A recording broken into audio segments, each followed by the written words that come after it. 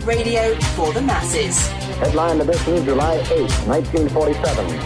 The Army Air Forces has announced that a flying disc has been found and is now in the possession of the Army. If the game is rigged, change the game. Game changer. I occasionally think how quickly our differences worldwide would vanish if we were facing an alien threat from outside this world. This is Fade to Black with your host, Jimmy Church, on the Game Changer Radio Network and KGRA, the Global Radio Alliance.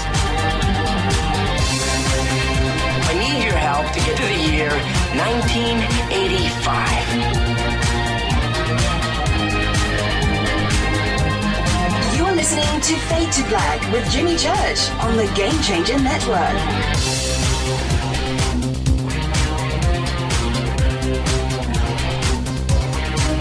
Good evening. Fade to Black. Bespoke radio for the masses. Yeah, man. Today's Wednesday, January 15th, 2020. 15 days into the new year, only 351 days left.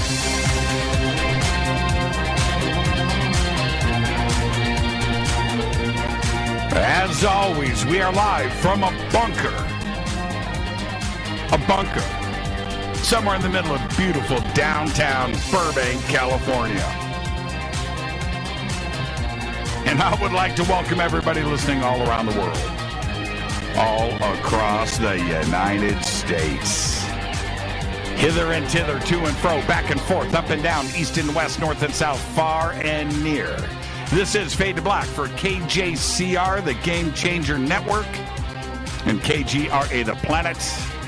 I'm your host, Jimmy Church. What is cracking? How you doing? How you doing? All right. You've been waiting for it. Tonight, we have very special guest. Dr. Daniel Estulin is here. Tonight, it's the Bilderberg Group. We're going to be discussing this all night long. And this is the deal. Daniel is the preeminent historian of the global elite and a Ph.D. of conceptual intelligence. He is focused on defining the future and exposes world dynamics and agendas. He provides the information, the tools, the motivation necessary to inspire and catalyze the shift as humanity has to make. Now, in doing so, his work strengthens movements, ensures a more just system, and brings us closer to the promise of democracy. In his international bestseller, The True Story of the Bilderberg Group, which has sold 7.6 million copies in 68 countries, has been translated into 48 languages, Dr. Estulin was the first man to publicly expose the shadowy cabal of some of the world's most powerful behind-the-scenes manipulators. His website is right there at jimmychurchradio.com. You can click on it and go check out all things Dr. Estulin. And I would like to welcome for the first time to Fade to Black, Dr. Daniel Estulin. Daniel, good evening. Thank you so much for the invitation. Great to be on your show. Yeah, it's great to have you here. And as a first-time guest, Daniel, you get the first-time guest disclaimer. So let's get that out of the way. And it's simple. It's just you and I having a conversation on my couch as friends. And where that conversation starts, it starts. Where it ends. But we're going to end as friends. There you go. You ready? I thought you were going to offer me a free T-shirt. Yeah, T-shirts in the. Hey, when I'm going to see you in 3 weeks. I cannot. That's right. I cannot wait. I cannot wait. You're going to be sporting your Fade to Black gear, and I really appreciate that. And I actually want to start here because you have stated I have researched the Bilderberg Group, and it scares me. It really does. But you have stated that their main objective is to control the world's natural resources. And I find that a very interesting blanket statement. Let's actually start there. Well, what I want to do is explain to people what Bilderberg is. Now, before my book came out, I wasn't the first one to actually bring it out to the public. There are other people who've done it, but because their approach was extreme right-wing, it certainly didn't have a lot of credibility as far as the general public is concerned.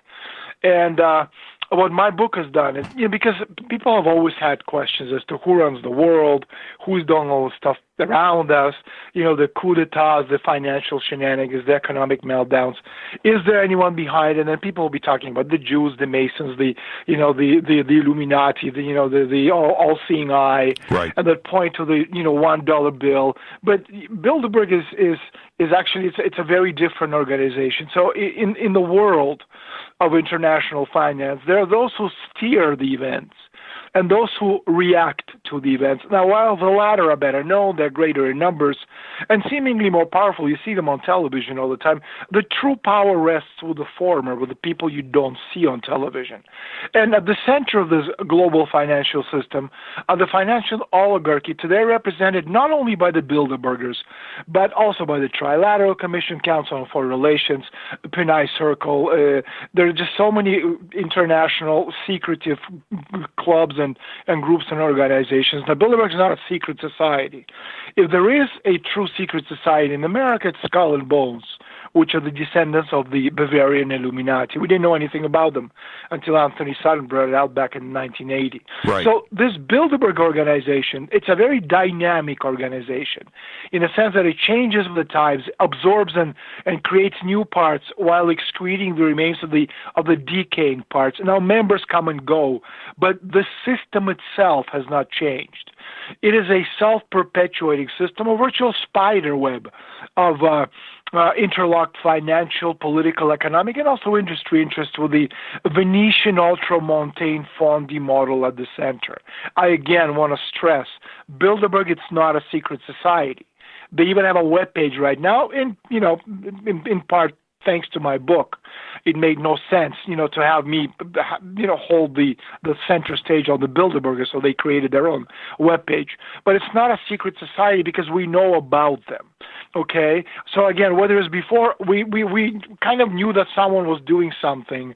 With my book, suddenly these faceless and nameless, had names, and we could see what they were doing, and I presented over 200 pages of documents and photographs and their deliberations, and then I kind of explained to people how what they decided at these Bilderberg meetings actually came to fruition. What's important, again, is Bilderberg, it's not a Cartesian fantasy world in which the isolated intentions of some individuals, whether we're talking about the Rockefellers or the Rothschilds or whoever, instead of the dynamics of social processes shape the course of history as the movement of evolving ideas and themes over successive generations. It's a meeting of people who represent a certain ideology. It's a medium of bringing together financial institutions, which today are the world's most powerful and most predatory financial interests. And at this time, it is that combination which is obviously the worst enemy of humanity. You know what I find interesting, and you're exactly right, and we always bring up the Rothschilds, right? They want to go in that direction, and the Rockefellers. But when you look at somebody, and you go and you click through the names, and you look at the histories of these institutions involved with the Bilderbergs, like Henry de Castries, right? AXA. Most of the people listening to you and I right now have never heard of AXA, what they are, who they are. AXA is an insurance company. Henri de Castries is a French financier, a member of a very important French family, aristocratic family. And again, it's also part of the Rothschild empire. And most people have never heard his name. And they don't know about AXA, but their global reach into not only the insurance markets and who they are insuring, but they are also financial advisors. In just about every continent, it is a huge, very influential company making decisions, but nobody has ever heard of them, running under the radar. No, that's it. And again, if you kind of look at the lists of those who attend Bilderberg conferences, and again, perhaps we should explain to the audience, Bilderberg is a former NATO alliance, so basically Western Europe, Canada, and the United States. You have other organizations, such as the Trilateral Commission, which was created by David Rockefeller and Zbigniew Brzezinski back in 1973. Which is Americas, North and South, Europe and Asia. That's trilateral. And you have the Council of Foreign Relations, which is the offshoot of the Round Table, Cecil Rhodes Round Table, going back to England, British Empire, London, back in the late 19th century. And that's a brother organization in the United States to the Bilderbergers, and that includes about 4,000 members. And anyone who's anyone, whether it's economists, scientists, philosophers, business leaders, politicians, they're all part of the Council of Foreign Relations. The Trilateral Commission has about 300 some members, and the Bilderbergers, I guess the word exclusive isn't the right word, because they do have only about 120, 130 people who come to these meetings annually. And if you kind of look at the list of all of the attendees since the Bilderberger first meeting back in 1954, you're only looking at about a few thousand people. So I guess they're more exclusive, but again, they're not secret societies. The idea behind each and every Bilderberger meeting is to create what they themselves call the aristocracy of purpose between European and North American elites on the best way to manage the planet. In other words, the creation of a global network of giant cartels more powerful than any nation on earth, destined to control the necessities of life of the rest of humanity, which is how things really work. I think for anyone out there who really believes that we vote for an individual, a he or a she, for that person to become president or prime minister, and then that president and prime minister in the name of the people who voted for him or against him, but in the name of, for the greater good of a nation, represents the interests of a country against other interests. That's silly. That's really, really silly. Presidents and prime ministers have absolutely no power whatsoever. Now, in 1954, Daniel, when they first got together in Bilderberg at the Bilderberg Hotel, the original agenda, because they just came off of World War II, the Korean War, huge conflicts, that it has been said that the original reason for the meeting was to prevent another world war. And now it's more about free markets and capitalisms and different markets on a worldwide scale, and one would suggest that is a new world order. Am I describing that accurately? Well, to a certain extent. During the first meeting of the Bilderbergers, again, we're going back to 1954, and the reason, by the way, I'm sure you know this, why they're called the Bilderberg Group, is that the first meeting was held at the Bilderberg Hotel in Oosterbeek, on the outskirts of Amsterdam in the Netherlands, Holland. And that hotel was at the time owned by the Dutch royal family. And the consort to the Queen Juliana was Prince Bernhard. And he basically was one of the key individuals in putting together these Bilderberg conferences, because he knew a lot of people both in the Anglo-Saxon world, in the United States, in the world of business, and he was a playboy, so he knew he could pick up the phone and call anyone. And so when they were putting this thing together, they needed someone like Prince Bernhard to actually get in touch with important individuals and get them to work together. And so during the first meeting of the Bilderbergers, the founding members drew up their mission and their goals.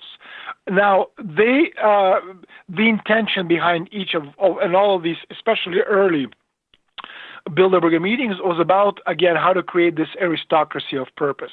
The NATO alliance was their crucial base of operation and subversion, because it afforded them the backdrop for their plans of perpetual war, or at least for their nuclear blackmail policy. Now, if you kind of look at a lot of these documents, and again, people are interested. People always say to me, so how do you know this stuff? Where do you get all these papers from? Well, a lot of the founding members and also members of the Bilderberg Group in the United States, once they died, they have, their state put together a library in their name. And if you actually go to some of these places, or you go to the United States Congress, they have a lot of information, a lot of paperwork, a lot of documents about all of the Bilderberg meetings. So it's not a secret society. There's a lot of stuff out there. So, for example, back in the 1967, some of the back and forth discussions between the Bilderbergers, they were analyzing their relationship with Charles de Gaulle, at the time the president of France. Okay, and when you look at some of these documents, you see these astonishing, and that's there's no better word for it, observation that all of the French personalities who had associated themselves with the Bilderberg Group, such as Georges Pompidou, Antoine Pinay of the Pinay Circle, Guy Mollet, prime ministers, etc., they were the strongest opponents of Charles de Gaulle's nuclear policy, known as the force de frappe. Pompidou was the prime minister. Pinay and Mollet were ministers in the French government. So why this alliance? Because one of the main objectives of the Bilderberg Group was to submit the sovereignty of the free nations of Europe to a Bilderberger-controlled British-American one-world government, using a nuclear threat as a battering ram against the rest of the unwilling world. Now, in order to control Europe, it was vital to eliminate France's nuclear deterrent, even when that deterrent was vital in containing the Soviet nuclear threat. Now, General de Gaulle's biographer, Jean Lecoulter, he wrote that de Gaulle had to establish an incontrovertible position of strength in Europe against Britain's free trade orientation towards a new world imperial order. So this is why France had to be one of the three pillars of the free world, as opposed to one of the columns of the European temple. So again, it's very interesting that if you go through the paper trail, there's just so much stuff there. So when I hear stuff about the conspiracy theories, people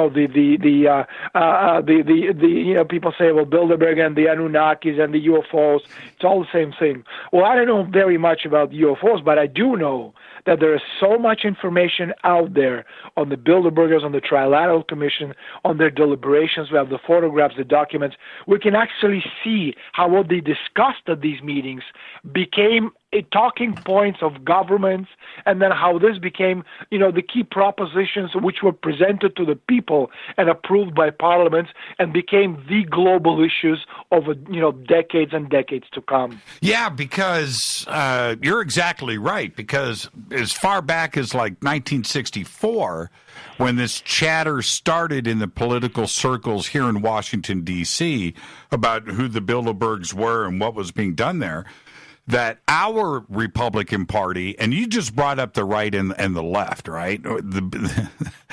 When it comes to the Bilderberg Group, they play both sides. Well, Bilderberg is what in today's world you will call liberal banking financiers. Yes. Okay, and again, so you have, if you're looking at groups, it's not left-right, it's not Republican and Democratic parties, because, again, Republicans and Democrats, they all belong to the Bilderberg Group. That's right. And they share their agenda. And the Bilderberg members, they run central banks and are therefore in a position to determine discount rates, money supply levels, interest rates, price of gold, as well as which countries receive loans. So by manipulating money up and down the business chain, the Bilderbergers, right and left, Democrats, Republicans, conservatives, and liberals, et cetera, okay, they create billions of dollars for themselves.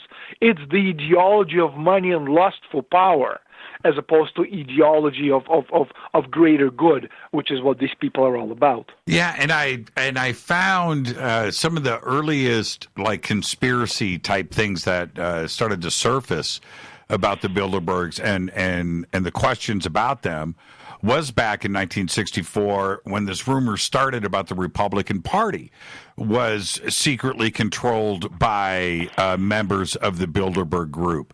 And it seemed like at that point from 64 on, we were off to the races about trying to figure out the agenda of the Bilderberg Group.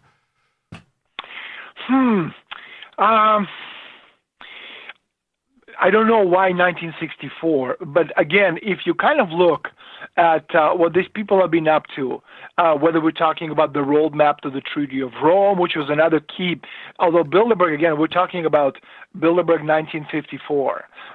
So the entire roadmap to the Treaty of Rome was actually discussed and put together at the Bilderberg meetings. And again, if you look, for example, I'm just thinking of the initial early meetings. The first 5 Bilderberg conferences played a decisive role in the lead-up to signing of the Treaty of Rome. So again, 54, 55, 56, and 57, you had 2 meetings, and 58. So recognized by the European Union itself as the formative event that lies at the foundation of today's European Union, the Treaty of Rome. So during these early meetings, protectionism was successfully subordinated to the liberalizing idea of a common market. Now, this isn't a conspiracy theory. We have documents. Bilderberger, 1955 Bilderberg report, it's all there. It's a 64-page document. You just read it. It's in black and white. Documents also leaked by WikiLeaks, for example, show that there was a general recognition of the pressing need to bring the German people together with other peoples of Europe into a common market among the Bilderbergers at its third conference in September 1955. It was generally recognized that this is what they say, that is our common responsibility to arrive in the shortest possible time at the highest degree of integration, beginning with the common European market. That's what the WikiLeaks files show. So again, in 1955, the same year in which the above-mentioned Bilderberg meeting was held, there was a revitalization of European politics that eventually led to the signing of the Treaty of Rome. And after the conference of Messina in June in Italy, an intergovernmental conference under the leadership of Paul-Henri Spaak of the Netherlands was set up to remove the last obstacles on the path to a common market. Okay, Spaak, like Monet from France, they were heavily tied into the Atlanticist power elite structure and had always been staunch supporters of European economic supranationalism. So again, if you kind of look at what these people are, and you realize that, again, it's not left-right, it's both sides of the divide. It's the American Republican Democratic parties, but it's also every shade of European political movements as well. And all of them, beginning with the first Bilderberg meeting, was financed by the CIA. And we know this because there are documents, and as a matter of fact, I publish it in my book, The True Story of the Bilderberg Group, a document where CIA, you could see them sponsoring and financing the initial meetings, not fully, but in part. So again, if you want to call that a conspiracy theory, be my guest. I think it's very difficult to do that. Would the European Union have happened without the Bilderberg Group? Let me think about it for a second. Well, the reason why most likely, again, had it not been a Bilderberg Group, there would have been another group, because the need was there. I mean, they're working again. Look, beginning on 9th of May, 1950, French Foreign Minister Robert Schuman proposed to place the Franco-German production of coal and steel under a common supranational high authority with sovereign powers of its own. What followed was the establishment of the European Coal and Steel Committee between West Germany, France, Italy, and the Benelux, the direct predecessors of the European Common Market.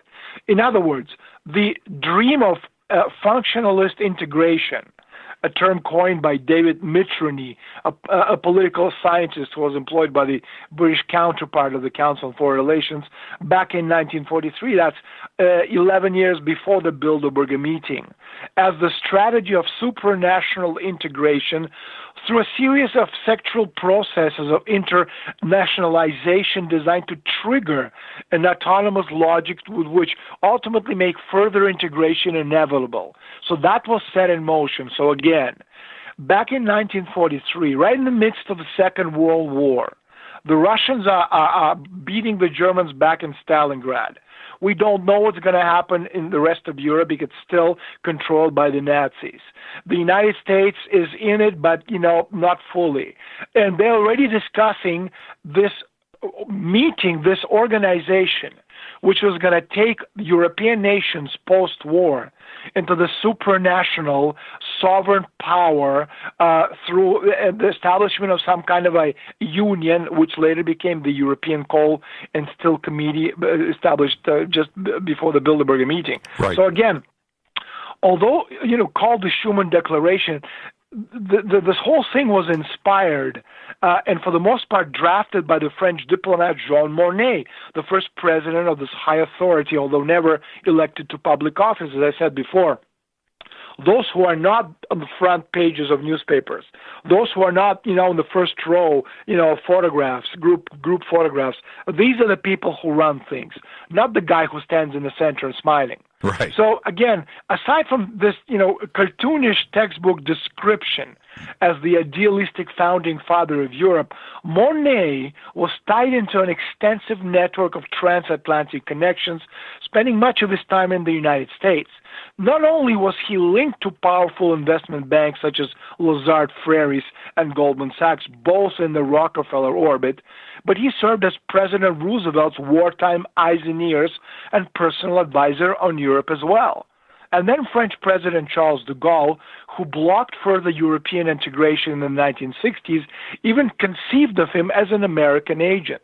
So this only goes to show you that you really don't know who these people are actually working for, except that you know that they're working for this supranational, transnational, globalist organizations who have absolutely no interest in maintaining any nation state strong and alive.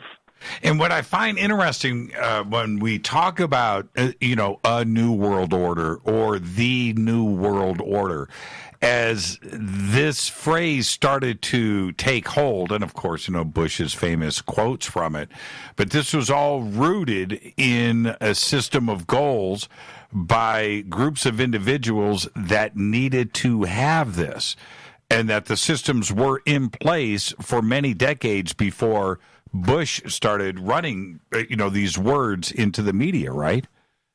Well, again, people know of one world order, but what George W. Bush said back in late 1980s. But, because it's pop culture. But actually, if you kind of go back historically and look at this, they've been talking about world order 1,000 years ago. So the concept itself is not new. Okay?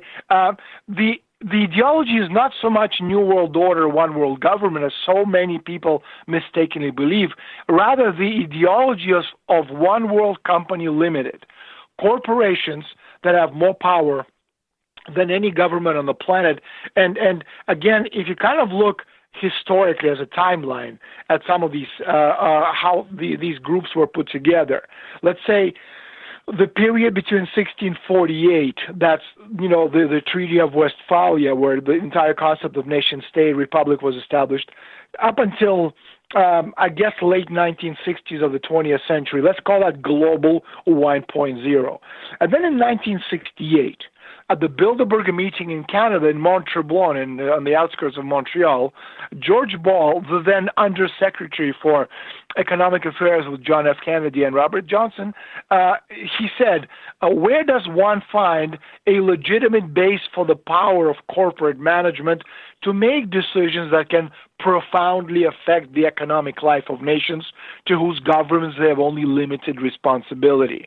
And that's what you could call that Global 2.0, one world company limited, corporations, be it Goldman Sachs, JP Morgan, that have more power than most governments on the planet. And now we're in Global 3.0, that's post-industrial world. So again, we're seeing this change, this timeline, but George W. or H.W. Bush, the father of George W. Bush, was not the creator of the concept of one world order. Let's take our break right here. This is Fade to Black. I am your host, Jimmy Church. Our guest tonight, Dr. Daniel Estulin. We're talking about the Bilderberg Group tonight, all night. It's going to be a great conversation. Stay right there. You can follow me on Twitter at JChurchRadio. You can follow Daniel at Estulin Daniel right there on Twitter. We've got the links up. It's Fade to Black on the Game Changer Network and KGRA, The Planet. Stay with us. We'll be right back.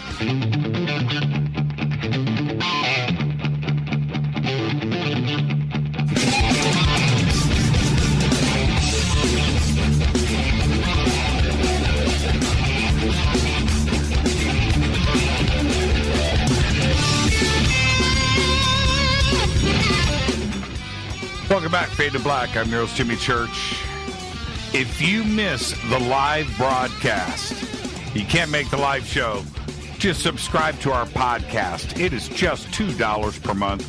Go to jimmychurchradio.com, click on that podcast banner. We have over 1,170 shows archived right there for just $2 per month. Tonight, Dr. Daniel Estulin, and we are talking about the Bilderberg Group. And I want to actually shift gears a little bit, staying on the same subject, of course, about the New World Order. But the event is held under the Chatham House rule, which means that participants are free to use information from the event, but cannot identify or affiliate the speaker or any other participant. And I would suggest by just that they are able to speak with one voice then, and anybody can now move forward with an agenda and not saying it was somebody else's idea, and then they have one mind moving forward. Is that accurate? Well, actually, when we're talking about the Chatham House rules, yes, Bilderbergs, they do follow traditional protocol, if you can go back to 1919. And the Chatham House is commonly used to refer to the institute itself, the Royal Institute of International Affairs, right, which is the foreign policy executive arm of the British monarchy. So what does it mean, Chatham House rules? So when a meeting or a part of a meeting is held under the Chatham House rules, participants, they're free to use the information received, but neither the identity nor the affiliation of the speakers nor that of any other participant may be publicly revealed. In other words, nor may it be mentioned that the information was received at the meeting of the Institute.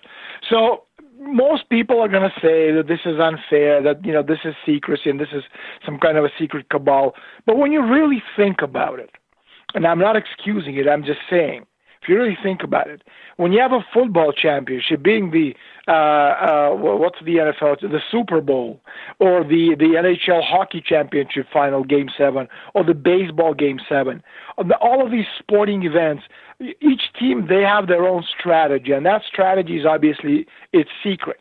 It's not to be revealed to the opposing team, to the media, to the public, etc., until the game is over and done with.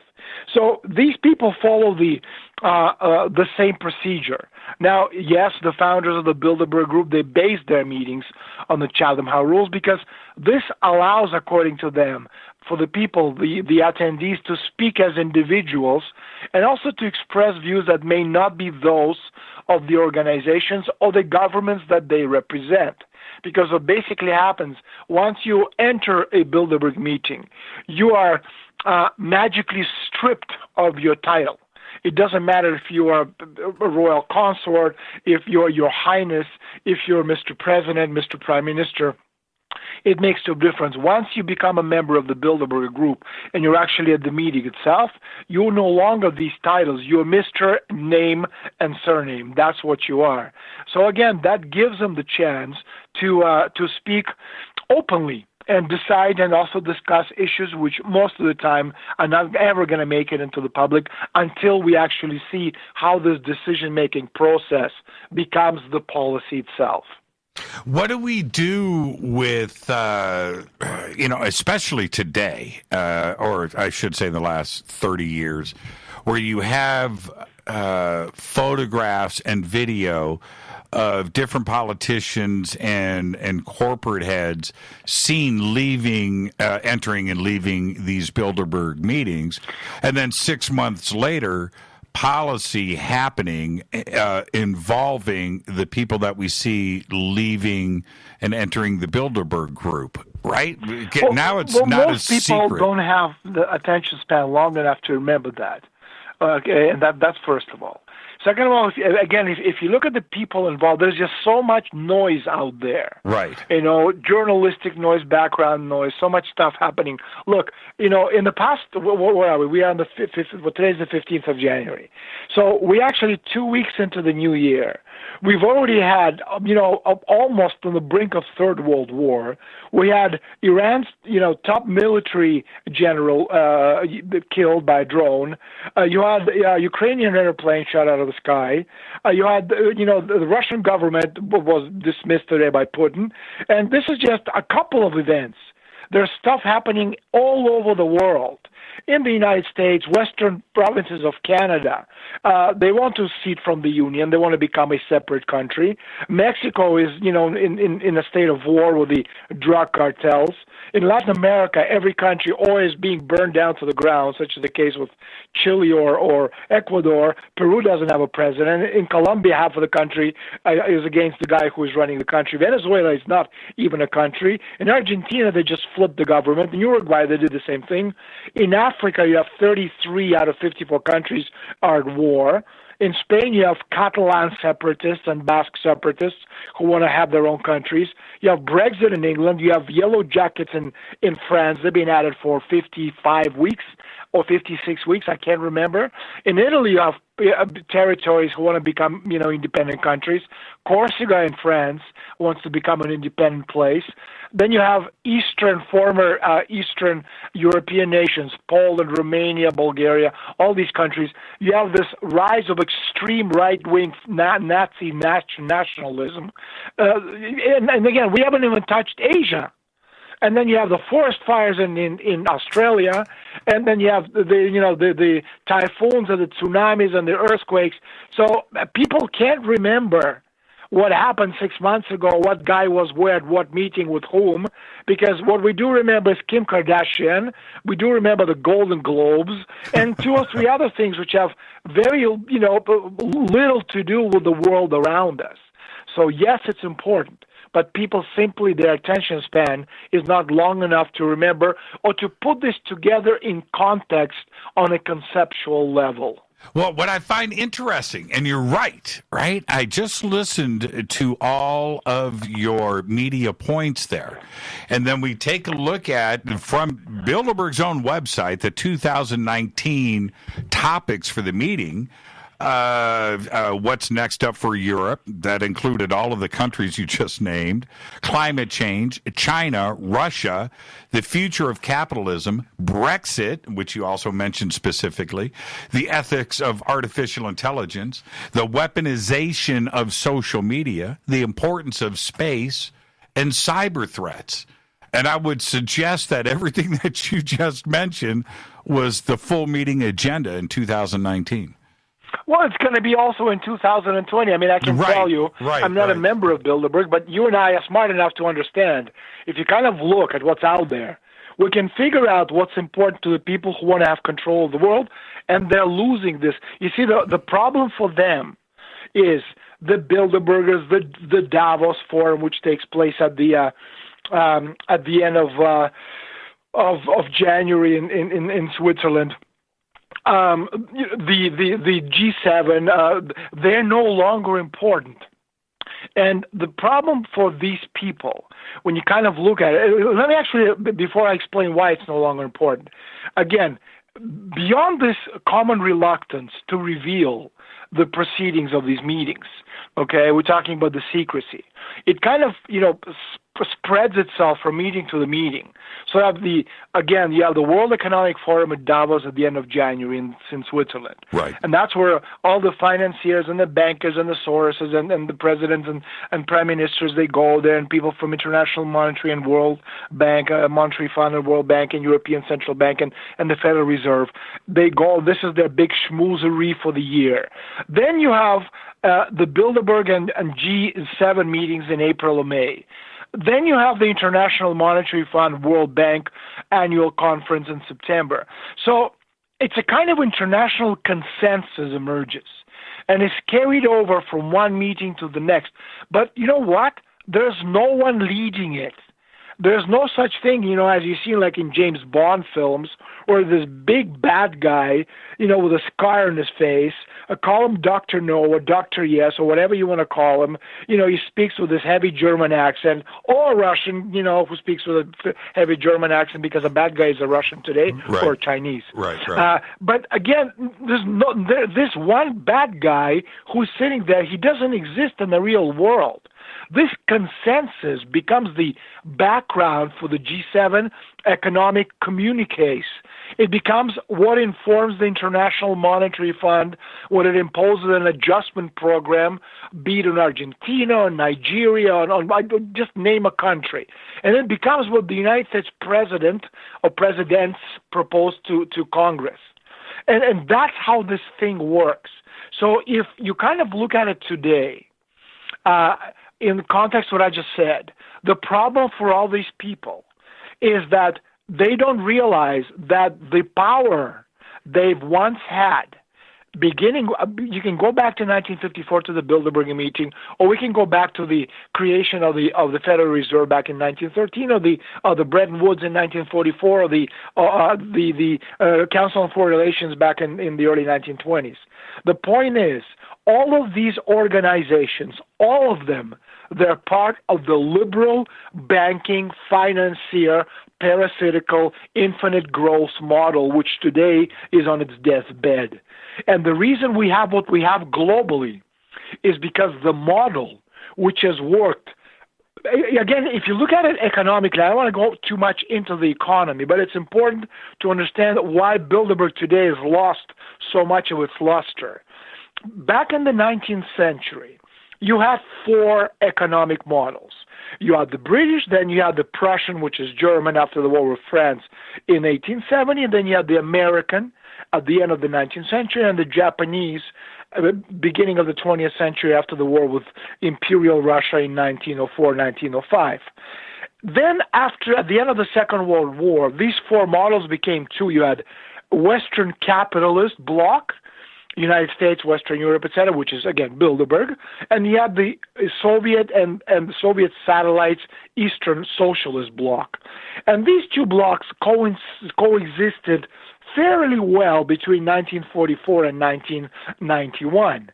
In some aspects, the West was better. In other aspects, such as the social welfare, the socialist countries were better. Demographically, they were pretty evenly spread.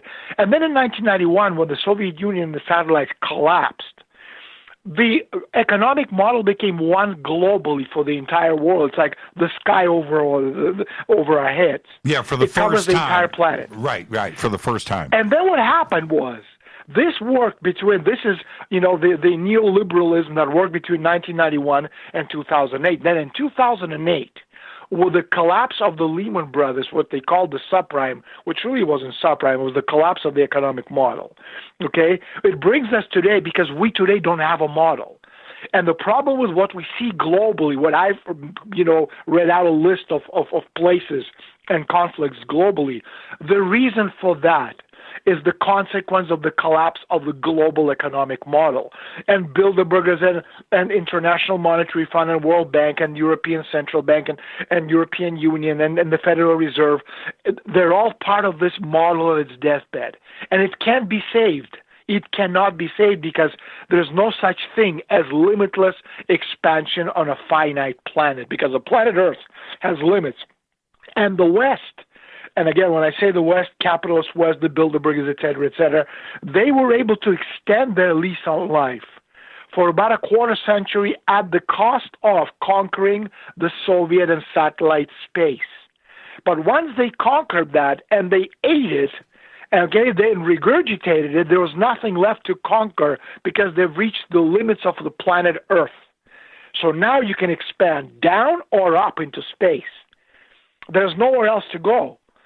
So again, when you're talking about the Bilderbergers, and one of the reasons why so few important people are going to go this year to Davos International Forum in Switzerland is because these are all the remnants of the liberal banking institutions which today are no longer in control. Now, where does, I would suggest, I wanted to go back to your point, that Prince Bernhard could be the evil guy on the other end of the phone. I mean, he certainly looks that way. Is this? I understand about the expansion into the former Soviet Union and what that did, but we still have China, which is ginormous, and we have all of Africa that is still in play, don't we? There is a big problem with Africa and China. Right. China is 1.5 billion people. Out of those 1.5 billion people, or maybe it's 2 billion, we don't really know, but 1 billion of those 1.5 billion live on $1 per day. That's right. In other words, it's not a consumer society. Okay? These are the people whose technological advancement is a hole that digs a little hole in the ground so they can plant a tomato. In Africa, you have the same problem.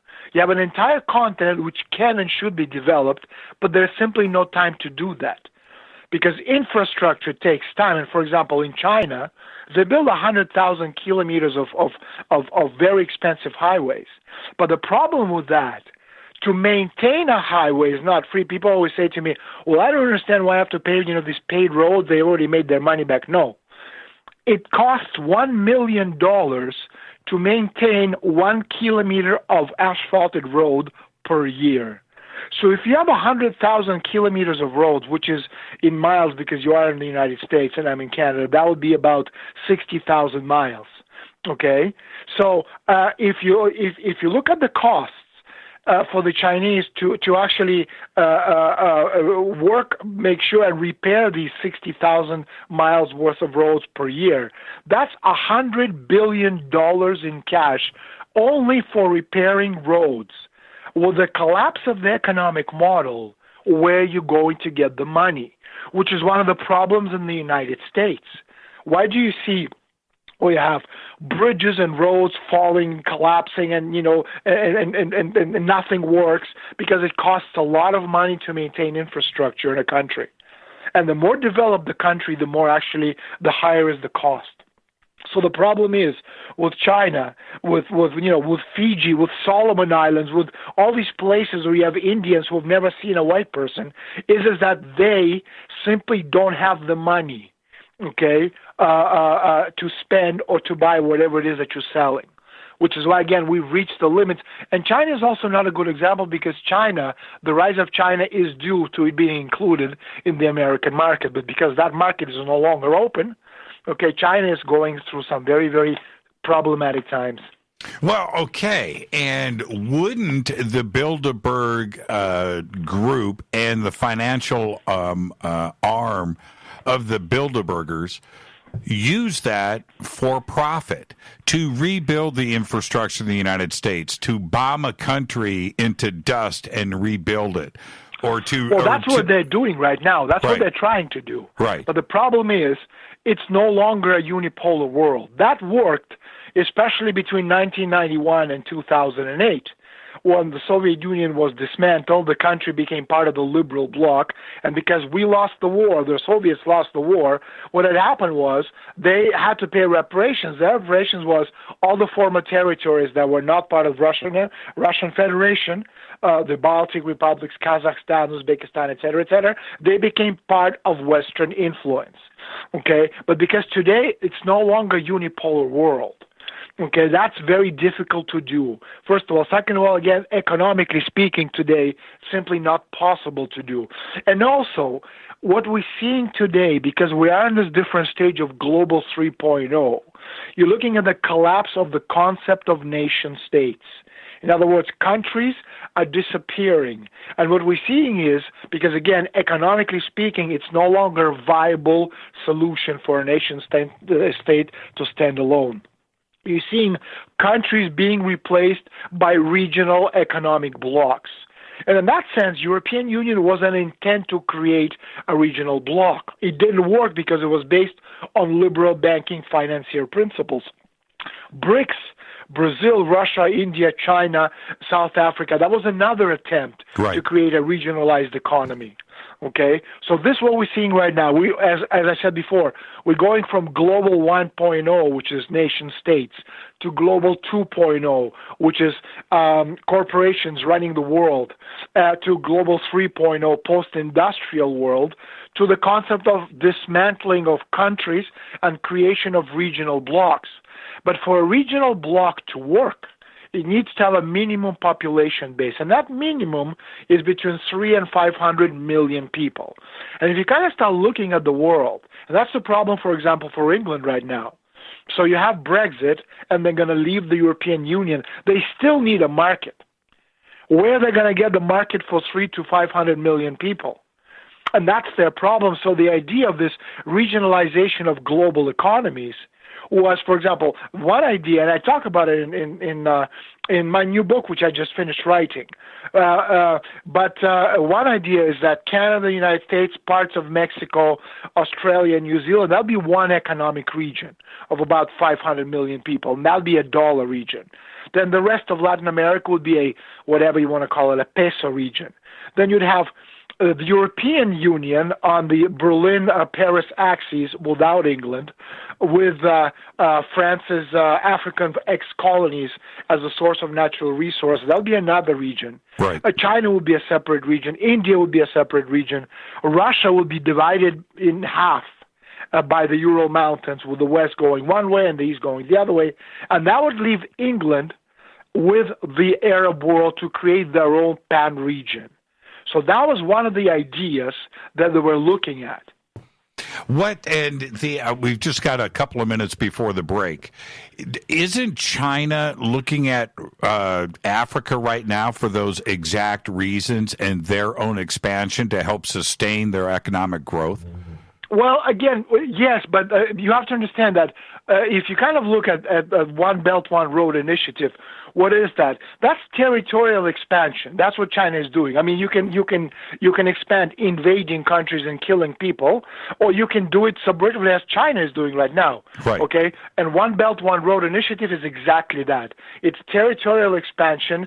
It's taking over countries, their natural resources, getting them indebted, and that's what they're doing in Africa. But again, the problem is Africa doesn't have an internal market. China is there to take hold of their natural resources and also make sure that the Americans and the Brits and the Russians and whoever else wants to be there doesn't get at it, because, again, a lot of very important natural resources, such as coltan, for example, which you need for your telephone, are there in Africa, among so many other things. You know, alluvium, diamonds, natural gas, oil, uranium, gold, silver, etc., etc. Right, plutonium. It's all in Africa. Sure, and everybody seems to have tried this China expansion into Africa. France tried it, England tried it, United States tried it, the Soviet Union certainly tried that same expansion, and nobody seemed to make it work, right? But there's a reason for it. Chinese have the Western mind, which is based on abstract thinking, doesn't understand and can never understand Chinese concrete symbolic thinking. After the break, I'll explain to you what China is. But the thing is, the Chinese are nothing like the rest of the world. They're a completely different society. They don't use forks, for example. They use sticks. They don't have letters. They have hieroglyphs, which are visual representations. Think of emoji. Right. When you send a message to a friend via WhatsApp, you send him emoji, a little heart, a little face, smiling and waving. Well, that's a hieroglyph. Okay, it's a visual representation. So the Chinese culture has absolutely nothing to do with the West. And the problem with the West is that we try to understand them through the optic of Western culture, Western idealism, Western philosophy. But you can't understand a culture which has been there for 5,000 years of continuous existence, the epicenter of the world, through the eyes of Western political philosophy. You simply can't. You have to understand them from their point of view. Would you suggest, we've got 30 seconds, would you suggest that China understands the West? Oh, of course they understand the West. They do, don't they? They understand the West very, very well. One of the reasons you have tens of thousands of Chinese students, for example, you have 200 million people living abroad.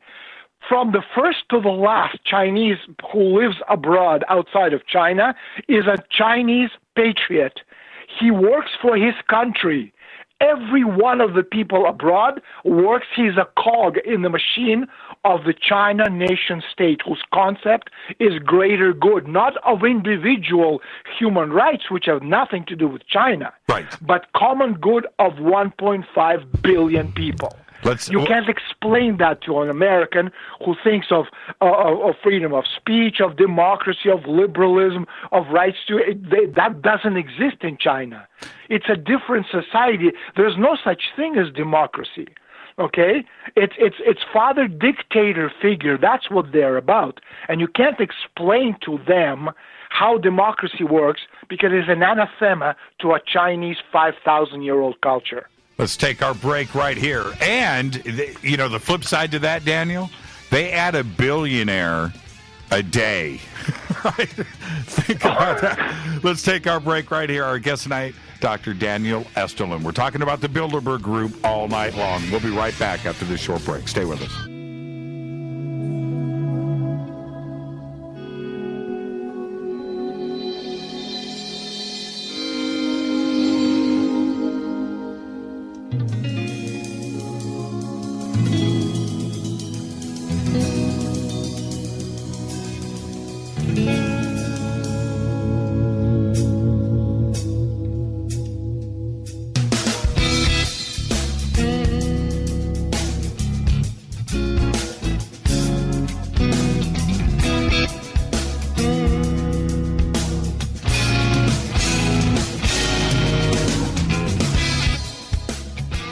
Welcome back, Fade to Black. I'm your host, Jimmy Church.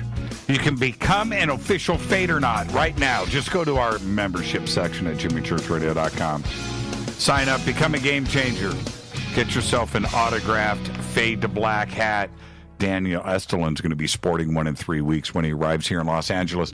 Daniel, I want to get back to China in just a second, but I want to talk about a couple of specifics when it comes to the Bilderberg Group where I raised an eyebrow and went, aha, okay? And back in 2008, I'm over at my in-laws' house, and I walk in, and the news is on, and it's an election year and all that stuff.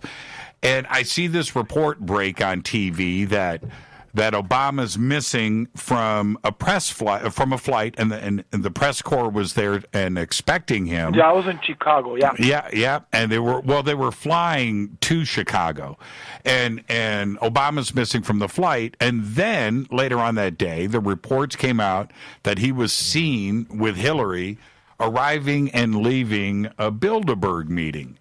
And then, right after that, Hillary drops out of the election when at that point, I think all of us knew that her and Obama were neck and neck, and in some polls she was actually leading, and some thought that she could actually pull this off. But she backs out of the race. Obama gets elected, and Hillary is Secretary of State under Obama from 2019 to 2013. Is that what it seems to be? Most likely. Again, it doesn't really make a difference who is the president of a country. It's a beautiful photo opportunity. It's great to put in your resume, the president of the United States. You even get to win a Nobel Peace Prize. But the point is that, on the greater scheme of things, if you are talking about the Bilderberg Conference or any one of these types of conferences, what basically happens is when the representatives of the Western establishment leave a Bilderberg meeting, they carry the group's consensus with them.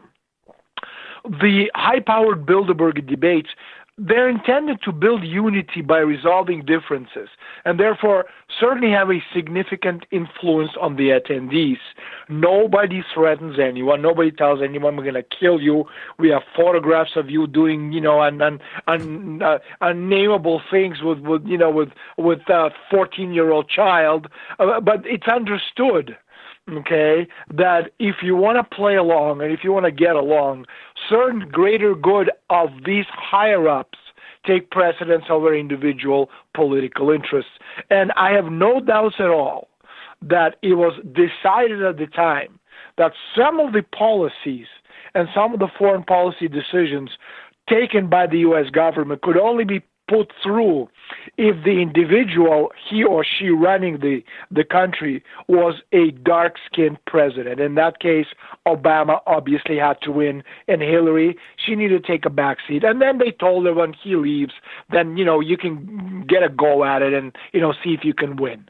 So the picture that I have is that the two of them had a sit down, and it was explained. Hillary, we need Obama to win. You need to back out, and we'll get you a position here. And I guess that was agreed at that time for her to be Secretary of State. The agreement was made, and that policy decision was decided at the Bilderberg meeting. And that's exactly how it played out. There was no reason for her to drop out of the race at that point. Well, we don't know, but again, most likely. I mean, that's what it looks like anyway. Right. And then again, it's not very difficult to project. No. She was given a choice. So, he's going to run and he's going to win. He's probably going to stay 2 terms. And again, it makes really no difference whether it's one side or the other, because the people who really control both parties are the same people, the same organizations. And so what happens is that Obama runs and he wins in 2008, he wins in 2012, and then he stays until 2016.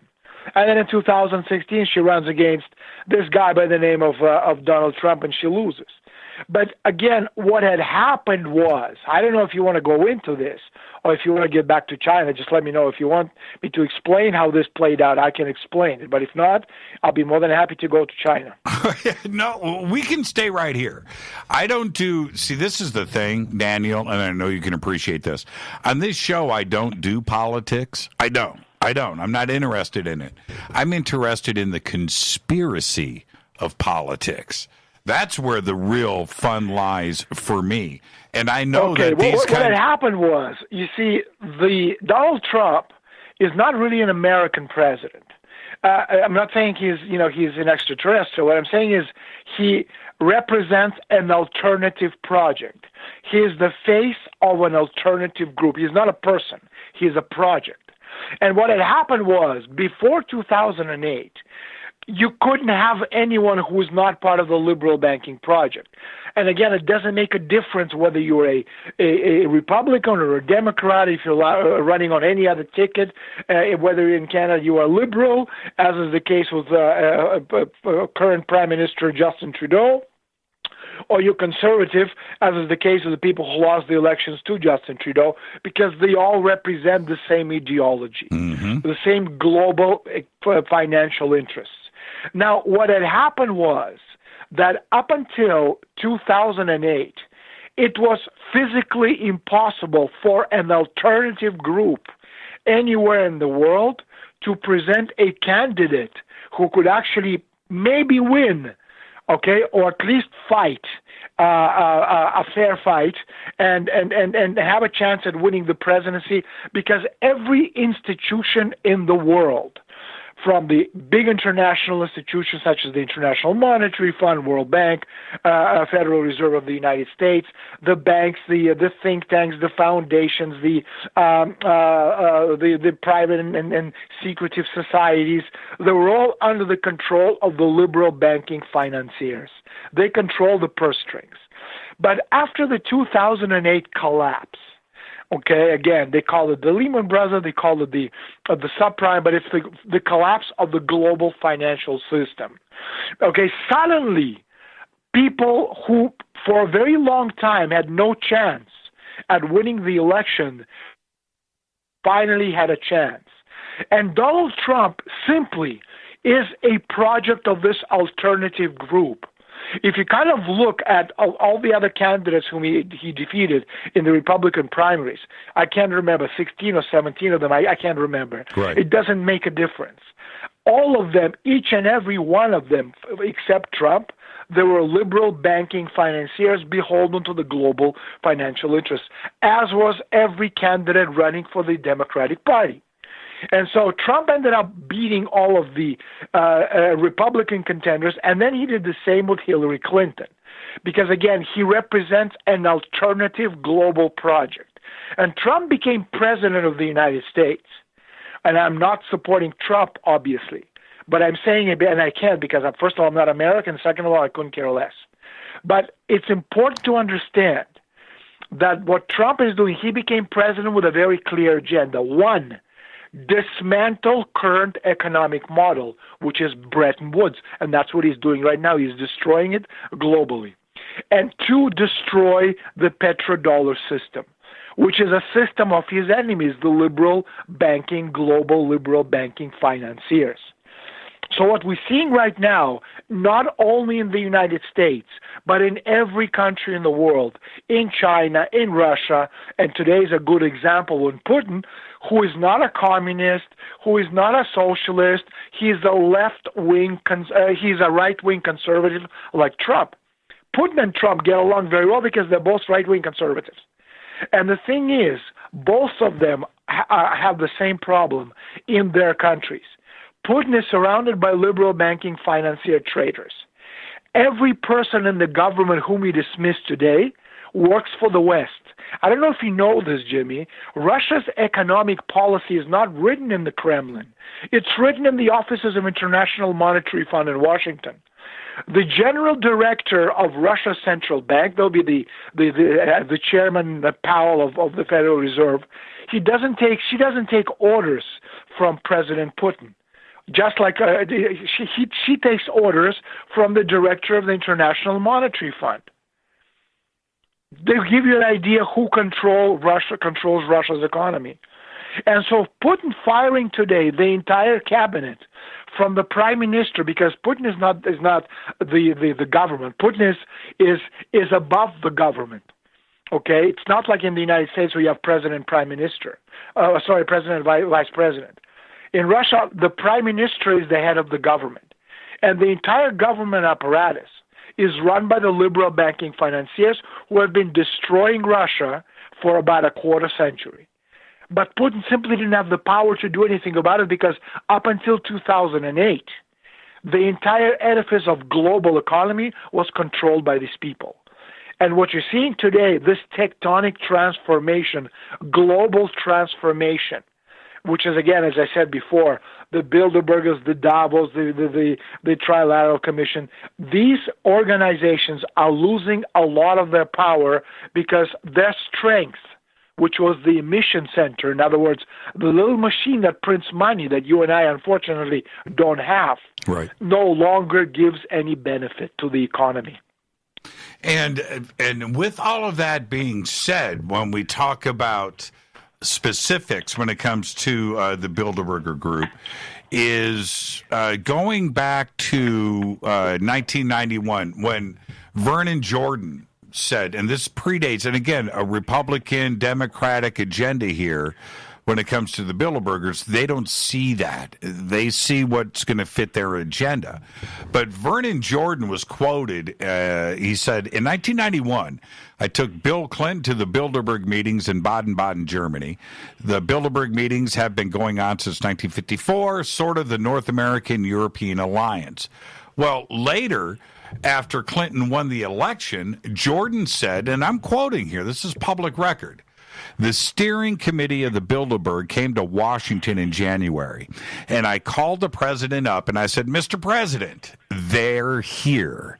And he came to the Four Seasons Hotel, and the Europeans felt like they owned him because they met him when he was totally unknown. Now, why would Vernon Jordan go public with something like this, which would suggest ownership of the United States president, by the global elitist of the Bilderbergs? First of all, you do know your stuff. You're the most knowledgeable radio personality who have ever interviewed me on the Bilderbergers. I've never met anyone who knows more about the Bilderbergers than you do. So congratulations. Well, the thing is that, going back to your point, what Vernon Jordan said, and Jordan, of course, is a very good friend to the Clintons. David Rockefeller also said in his memoirs, because again, at the same 1991 Baden-Baden Bilderberg meeting, David Rockefeller approached this unknown senator from Arkansas by the name of Bill Clinton, and he said to him, Bill, you know, we have this thing that we're working on called North American Free Trade Agreement, and if you were to become president, would you support it? And of course, Clinton had no idea what he was talking about. So Rockefeller gave him a brief master class on what the North American Free Trade, agreement was all about.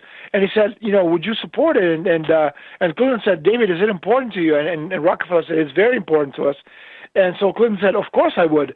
And Rockefeller extended his hand and said, thank you, Mr. President.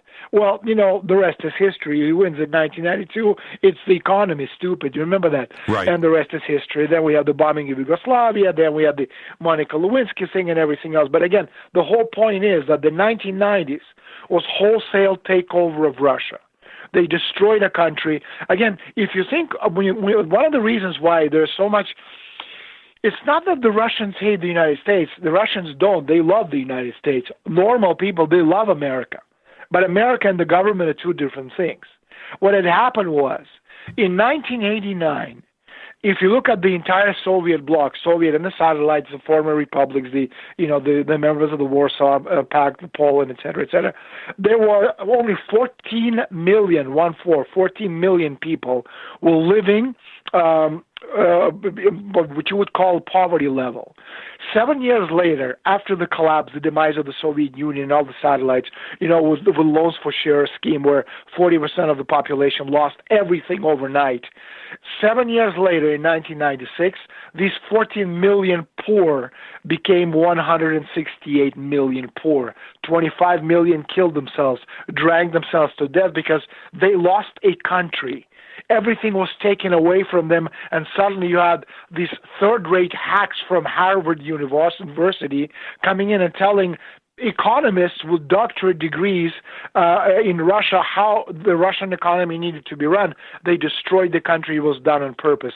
And Clinton and this entire Bilderberg liberal crowd, they oversaw the whole operation.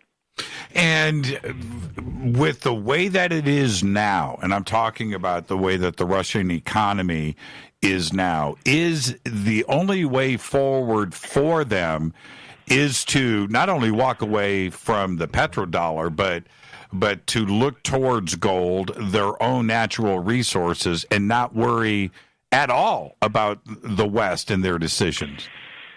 One of the reasons why the entire government was fired today is that and you're not going to see this in the mainstream publications because they don't know either, Russia is in a continuous decline since the last trimester of 2012. So 13, 14, 15, 16, 17, 18, 19, 7 years, that's 28 trimesters.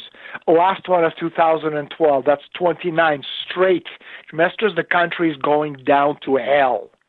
There's simply no way it can withstand another year. If Putin waits another year to fire a government, you have a revolution in Russia. Mm-hmm. And you remember what happened the last time we had a revolution in Russia back in 1917. Okay? Nobody wants that to happen, especially today when we have all these nuclear weapons in place. So the point is, the only chance you have today, not only in Russia, but globally, to save ourselves as society is to come up with an alternative economic model. Because this model, based on infinite growth on a finite planet, is dead as a doorknob.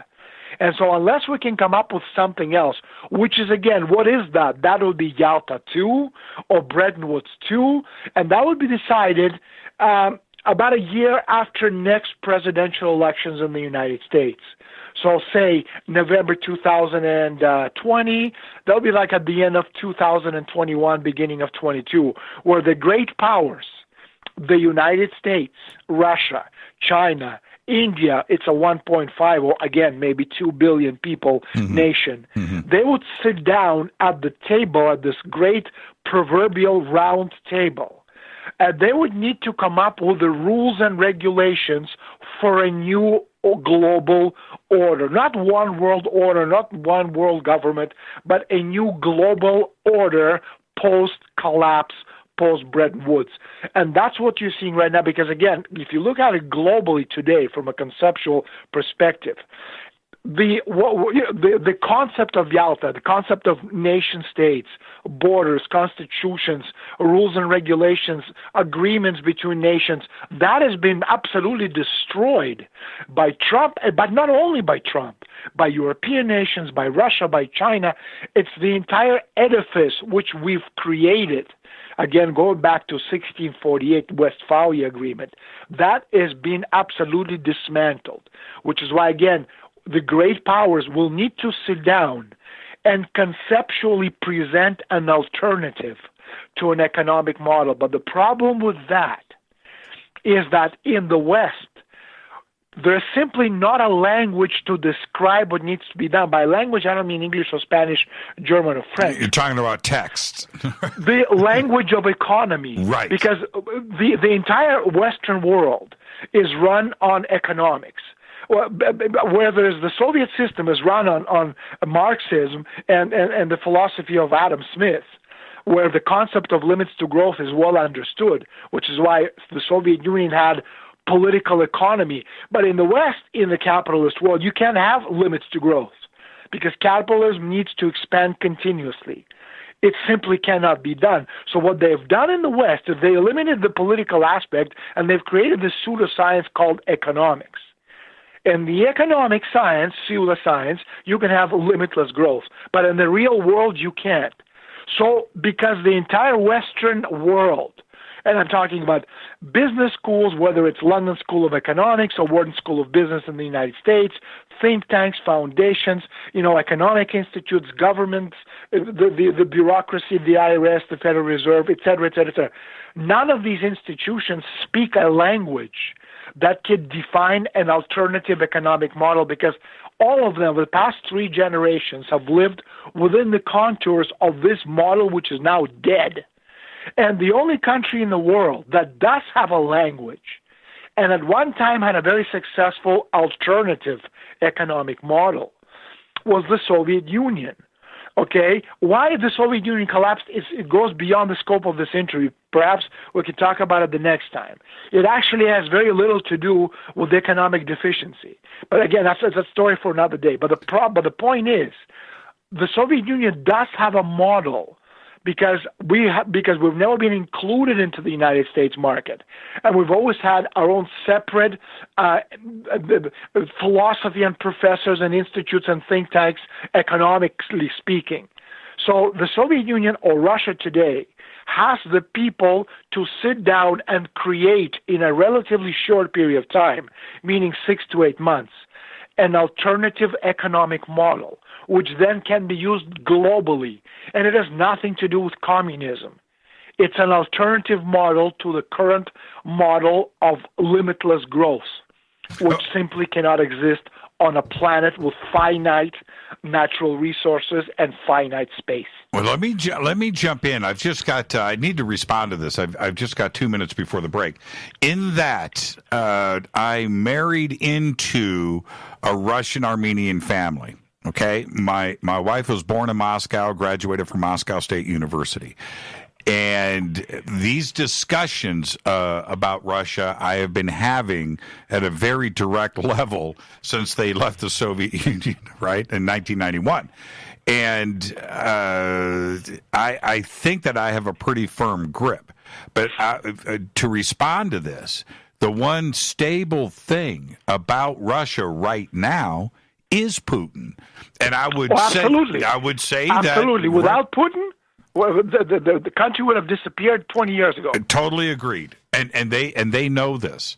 It's the one stable thing that they can count on, and he has been there. And that it's a fascinating aspect of Vladimir in that he can do no wrong. his image is he stands up to everybody.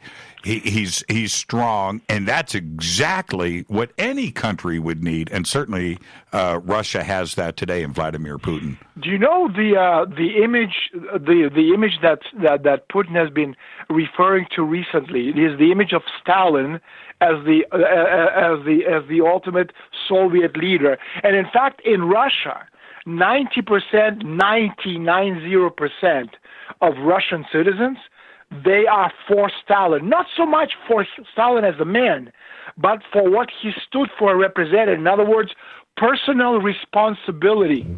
Okay? And that's something that bureaucrats, I don't care which country you are, whether it's Russia or the United States, take no personal responsibility for anything. And one of the things with Stalin is you take personal responsibility. You get to do a job. You don't do it, you get a bullet in the back of your head. That's right. You steal, you get a bullet. And that's something that people in the United States, there's $21 trillion missing. And so when we're talking about in the United States, and when we're talking about there's no money for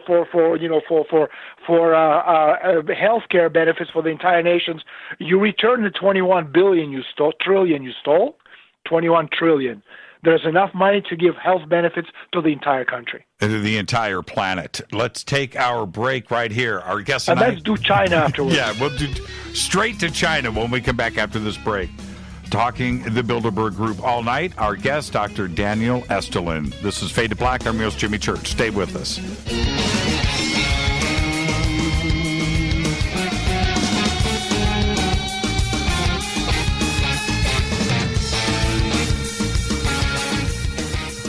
Welcome back, Fade to Black. I'm your host, Jimmy Church. Our guest tonight, Dr. Daniel Estulin. We're talking the Bilderberg Group, and you can go to his website. By the way, the links are over at jimmychurchradio.com.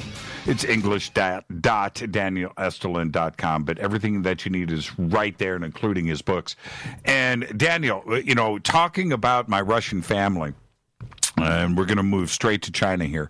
In that, I know so many, my extended family and the friends and our groups and getting together here in Burbank, strong community. And I know Democratic Russians, I know Republican, I know some that are neither, atheist, religious, I know if believe in UFOs and not, whatever, right? But I'll tell you what.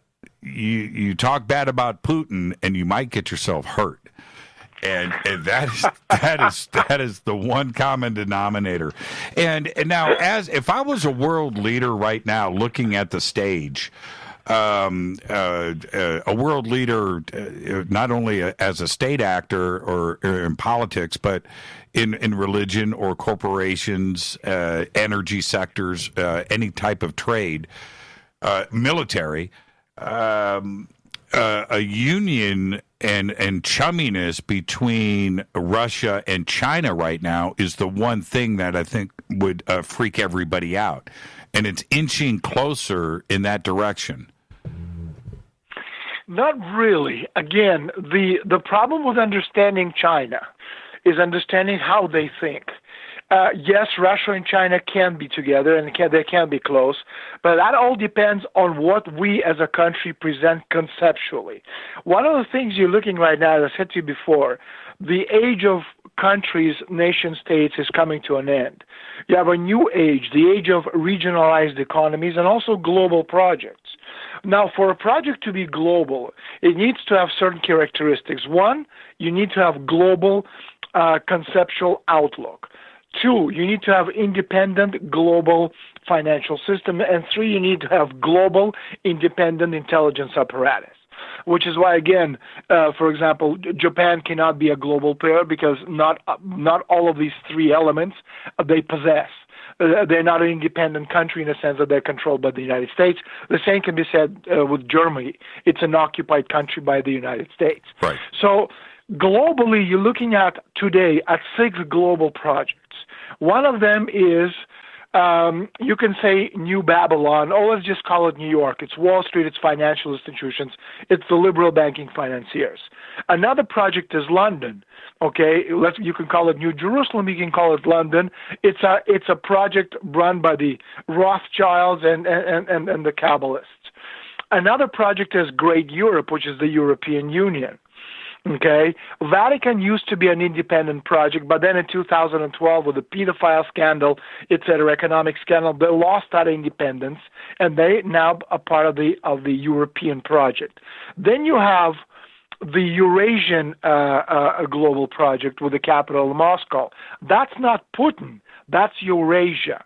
Just like Great Europe is not the Pope of the Vatican or the President of the European Community, but Rome. The next project is Chinese Datun, the Great Union of China. And the sixth project is the Red Turkish Sufi Caliphate. Now, the Russians and the Chinese can work together. But what you're seeing right now globally, especially in Europe, is on the one hand you have this pull where the Europeans want to take Russia towards closer European integration, which you would call Moscow Third Rome. And that's bad for Russia because we would simply be a natural resource center for the Europeans and also their military protector. Now, for us to develop as a country, we need to have close integration with China. And that would mean what you could call the great horde of Genghis Khan III. If the first horde of Genghis Khan was Genghis Khan Empire, the second Genghis Khan Empire was the union between Stalin and Mao Zedong in 1950, which was a carbon copy of the first Genghis Khan Empire. The third empire would be the Eurasian Union, which is part of Russia and also China, where they're one belt, one road. But for these two projects to actually become this third Genghis Khan project, and become a danger to the rest of the world. Again, not a danger, but this economic and political integration would work because these two countries standing back to back will be protecting each other, not shoulder to shoulder, but back to back. That's right. But for that to work, Russia would need to present conceptually their idea of the future. The Chinese have an idea of the future, their future. They've been at it for the last 3,000 years. But it's their regional future. Okay, for the Russians to work with the Chinese, they would need to present their concept. But because Russia, until today, was run by the liberal banking financier clique beholden to Western global elite, that was simply impossible. And if you look, for example, at the economic trade between Russia and Russia and China, we're looking at about $100 billion. China and the United States, that's over $700 billion. Even Australia has a bigger margin with trade with China than Russia. It's 130 billion as opposed to Russia, which is only 100. So we have a long way to go to integrate our two countries into this one conceptual idea, which could work. But again, we as a country would need to present an image of the future, which we as a country today don't have. Well, they have, I don't know how many thousands of miles of common border.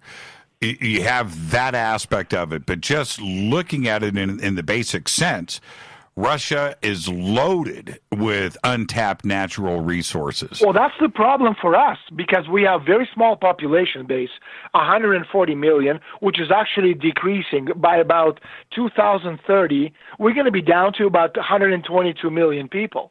You're talking about Canada. From 140 million to 122, which is nothing. It's a peep-squeak country, 122 million people. Right. Now, China, which has over 1.5 billion people, they don't have a lot of natural resources. We have a lot of resources and no people. If you actually look at the borders between Russia and China, most of it have been taken over by the Chinese. This encroachment, silent encroachment, has been going on for decades. Mm-hmm. There's over, I can't remember, 15 or 20 million Chinese who actually have taken over and living within over 100 miles of Russian territory.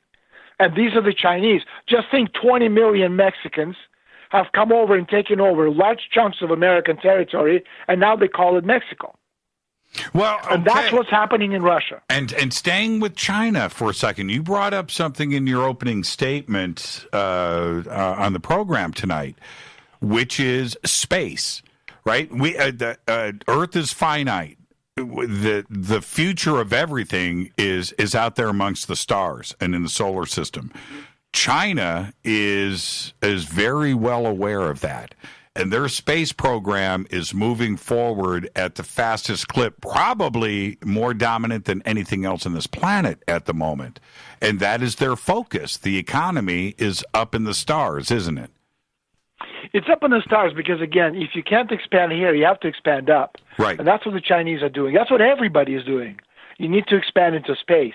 Space is the final frontier. So we're talking about energy, for example, energy sources. We can talk about oil, we can talk about gas, or we can go and talk about helium in space. Mm-hmm. How many people even understand what helium is?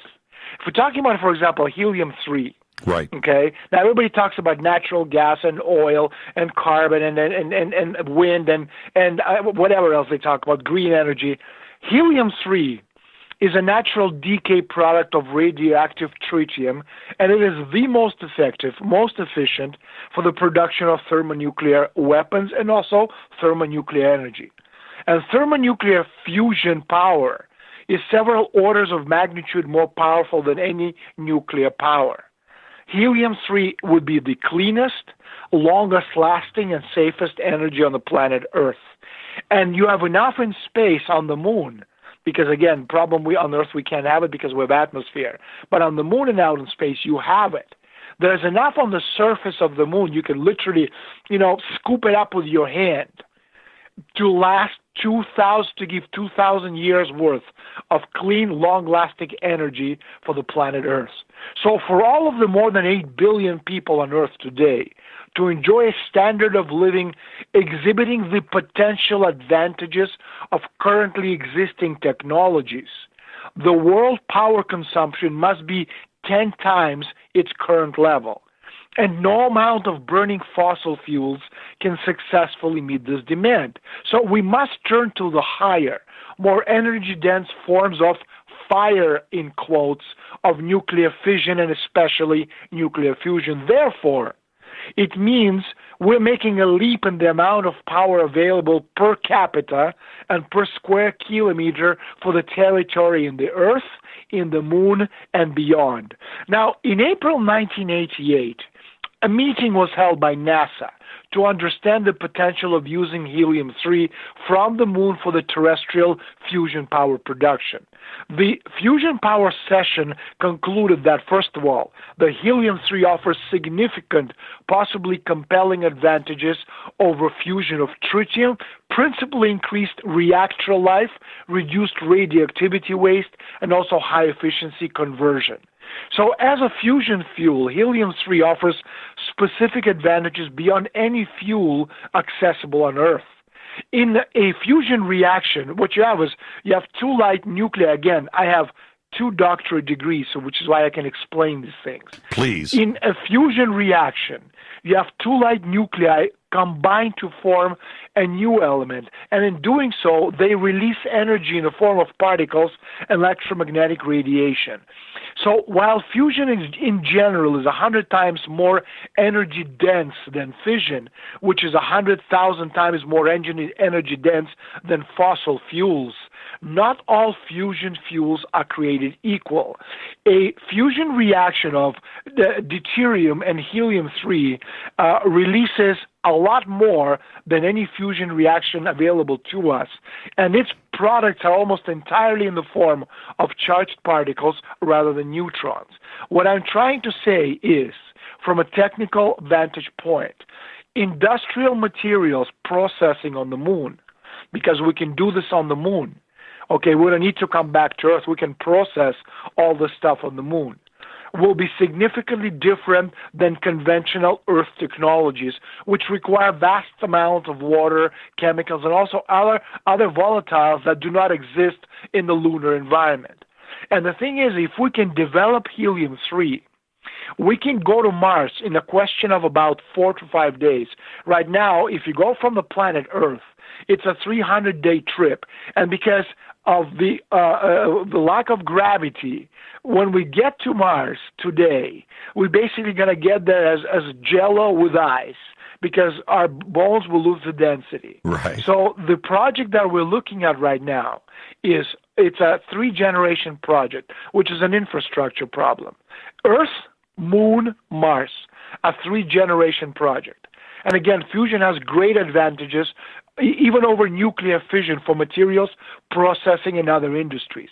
It requires a small amount of fuel, and most of the fuel is already on the moon, helium-3. It produces no waste that requires recycling, and it requires virtually no radiation protection, and it can make use of direct conversion technologies, which, again, help us get rid of steam turbine. So from a very small amount of matter can thus come an inconceivably abundant and non-polluting source of energy. And again, as Russian cosmonaut Alexander Volkov said back in October 2014, he said, there's water on the moon and there's helium-3, which is better than any other energy source existing on Earth. One day we will run out of oil and coal, and humankind will need energy. Then we will start supplying it from the neighboring planets. And so where will this helium-3 come from for the fusion reaction? Well, the solar wind, which constantly spews high-energy particles and radiation from the sun throughout the solar system, has been found by spacecraft probes to contain about 20 parts per million particles of helium-3. So again, we have enough technology to get to the moon and actually start mining helium-3, because helium-3 on the moon will not be an unlimited energy supply, but it could function as a one-century bridge to the recovery of virtually limitless helium-3 from outer space. When do we see helium-3 on the Bilderberg agenda list for the next meeting? I don't know. We may never see that because, again, Bilderberg is anti-progress in development. They want call it human zoos, where nations, of human zombies roam the earth, destroy and dismantle anything in sight. That's the world that they want. Okay? It's the old dictum of the British Empire. Okay? Now, I know we're running out of time, so in closing, just to close this helium-3 thing. Sure. These types of projects, they would result in an explosion of economic development, technological progress, scientific progress, cultural optimism, and also greater purpose, while unifying the entire world around the common idea of greater good in a post-crisis world. And because, again, the entire world, not only North America or Europe, but Latin America, Africa, Southeast Asia, we are so mortally threatened by physical degradation, narco-terrorism, cultural pessimism, and also the advocates of this one world government. We, as a society, need progress. We need technological progress. We need scientific progress. We need cultural progress, not merely to become richer or more powerful, but because we need to be immortal, as no animal can be. We need to participate in the discovery and application of universal physical principles that no animal could do. And when we, the people, find our motivation and our morality in that, we become morally and spiritually invincible. Our mortal life has a beginning and an inevitable end. What then is our immortal interest in being a person? All of the leaders, Jimmy, of society, especially in times of crisis, they're leaders because they measure up to some approximation of that standard. Right. And in good education, especially good moral education, we educate our children and others to understand this principle of immortality. Because when we generate and transmit discoveries of principle to our children and also to those who come later, we live forever in the history of mankind. Our mortal existence is no longer a matter of a beginning and an end, because our mortal existence is a place in eternity from which we radiate the experience of generations before us and also radiate our existence into the future. We become the immortal children of the creator of the universe. and we become one with the universe. And that's something that the Bilderbergers, the Trilateral Commission, all these other groups and secret and private societies and entities want to make sure we have no way of reaching these objectives.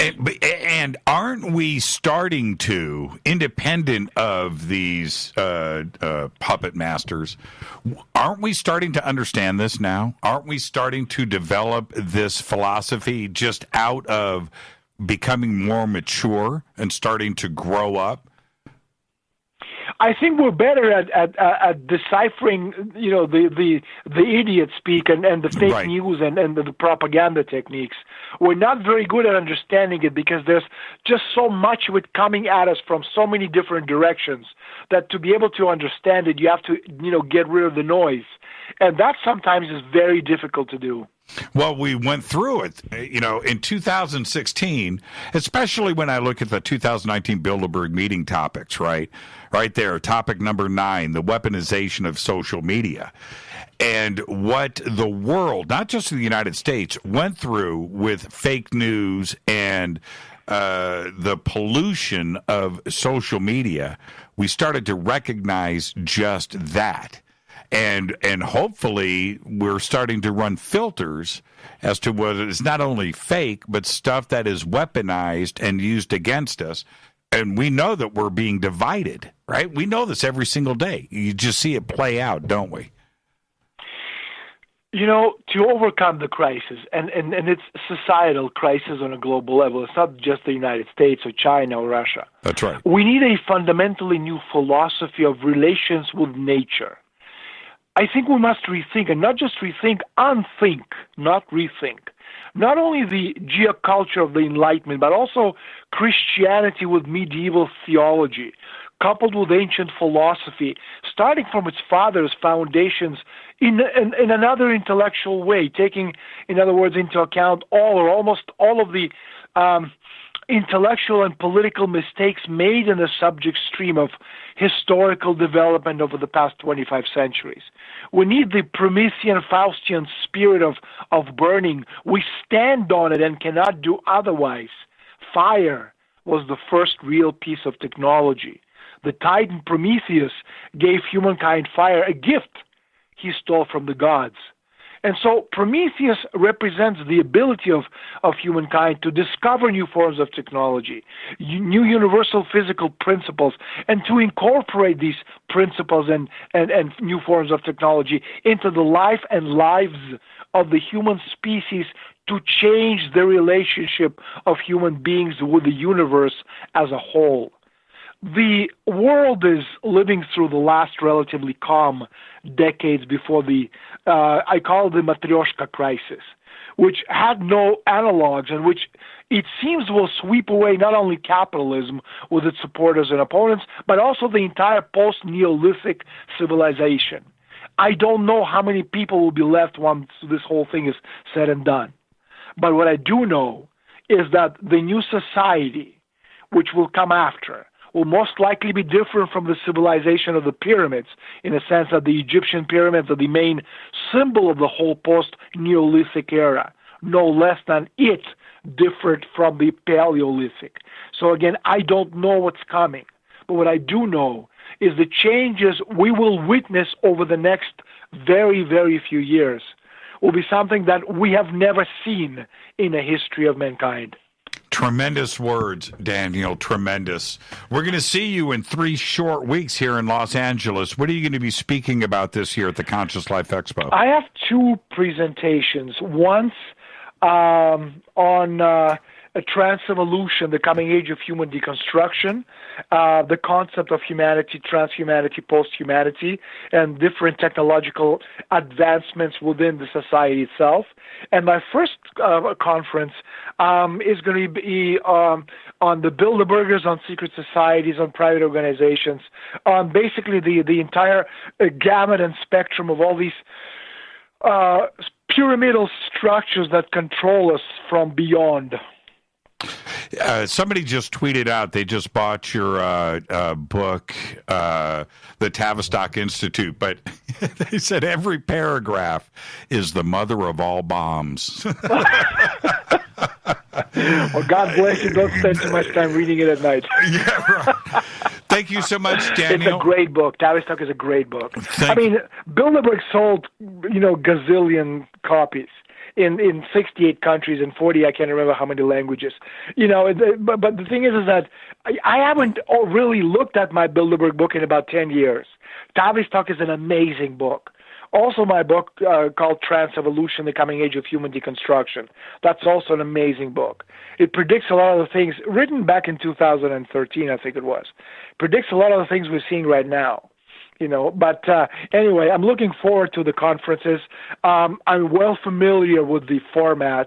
I've done interviews with George Noory. I love Gaia, and needless to say, we'll have a lot of time, to talk and to exchange points of view with the listeners and the viewers who will most likely attend the conferences. Yeah, thank you so much, Daniel, and I look forward to having you back on the show where we can go into all of these other geopolitical... We never talked about China in the end. Yeah, we don't have to go there, but we can certainly go into you said science. to me before the show, you said 2 hours is going to go by fast. And I thought to myself, really? Well, you know what? It went by really fast. It's so much fun when the guest is like you, and I really enjoyed it. And so did the audience. Twitter has just been on fire tonight. Thanks so much for the invitation. And we'll see you in 3 weeks, man. Stay Absolutely. Safe travels. Take care. Good night. Daniel Estulin. Now, the links for everything and all of his books and his current stuff is right there at jimmychurchradio.com. Go and click on it. It's english.danielestulin.com. This is Fade to Black. I'm your host, Jimmy Church. Great conversation. I'm going to go ahead and head to a break and come back and open up the phone lines. I want all of you to jump in on this conversation. Thank you so much, Daniel. I'll be right back after this short break. Stay with us.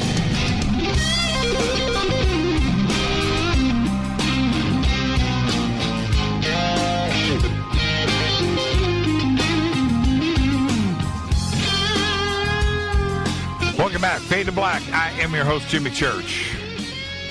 What a great conversation with Dr. Daniel Estulin. Amazing conversation. Amazing. Absolutely amazing. And it helps you understand. I'm opening up the phone line, 747-228-2051. If you're on hold, stay right there. And I'll get right to it. 747-228-2051. It helps you understand what is going on globally on this planet. It's not a free-for-all. It's certainly not that. These ideals and plans go back hundreds and hundreds of years. They simply do.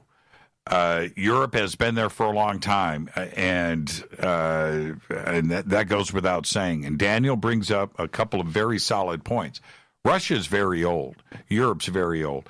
China's been that way for thousands of years. Thousands, right? And their plans and their understanding of this planet is established.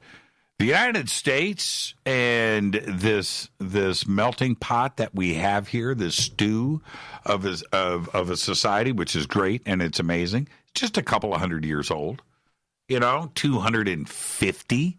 That's it. Right? That's it. And the decisions and how things are played out when you think about the global banking system and certainly the establishment of the petrodollar and the Federal Reserve. But then you have the Rothschilds and the banking system internationally that has been in play for a long time before that. Funding wars. Right? Funding economies, funding health systems, the constructions and infrastructure of countries. It's been going on for a very, very long time, and they are constantly looking forward. They are planning in advance. They are talking about this.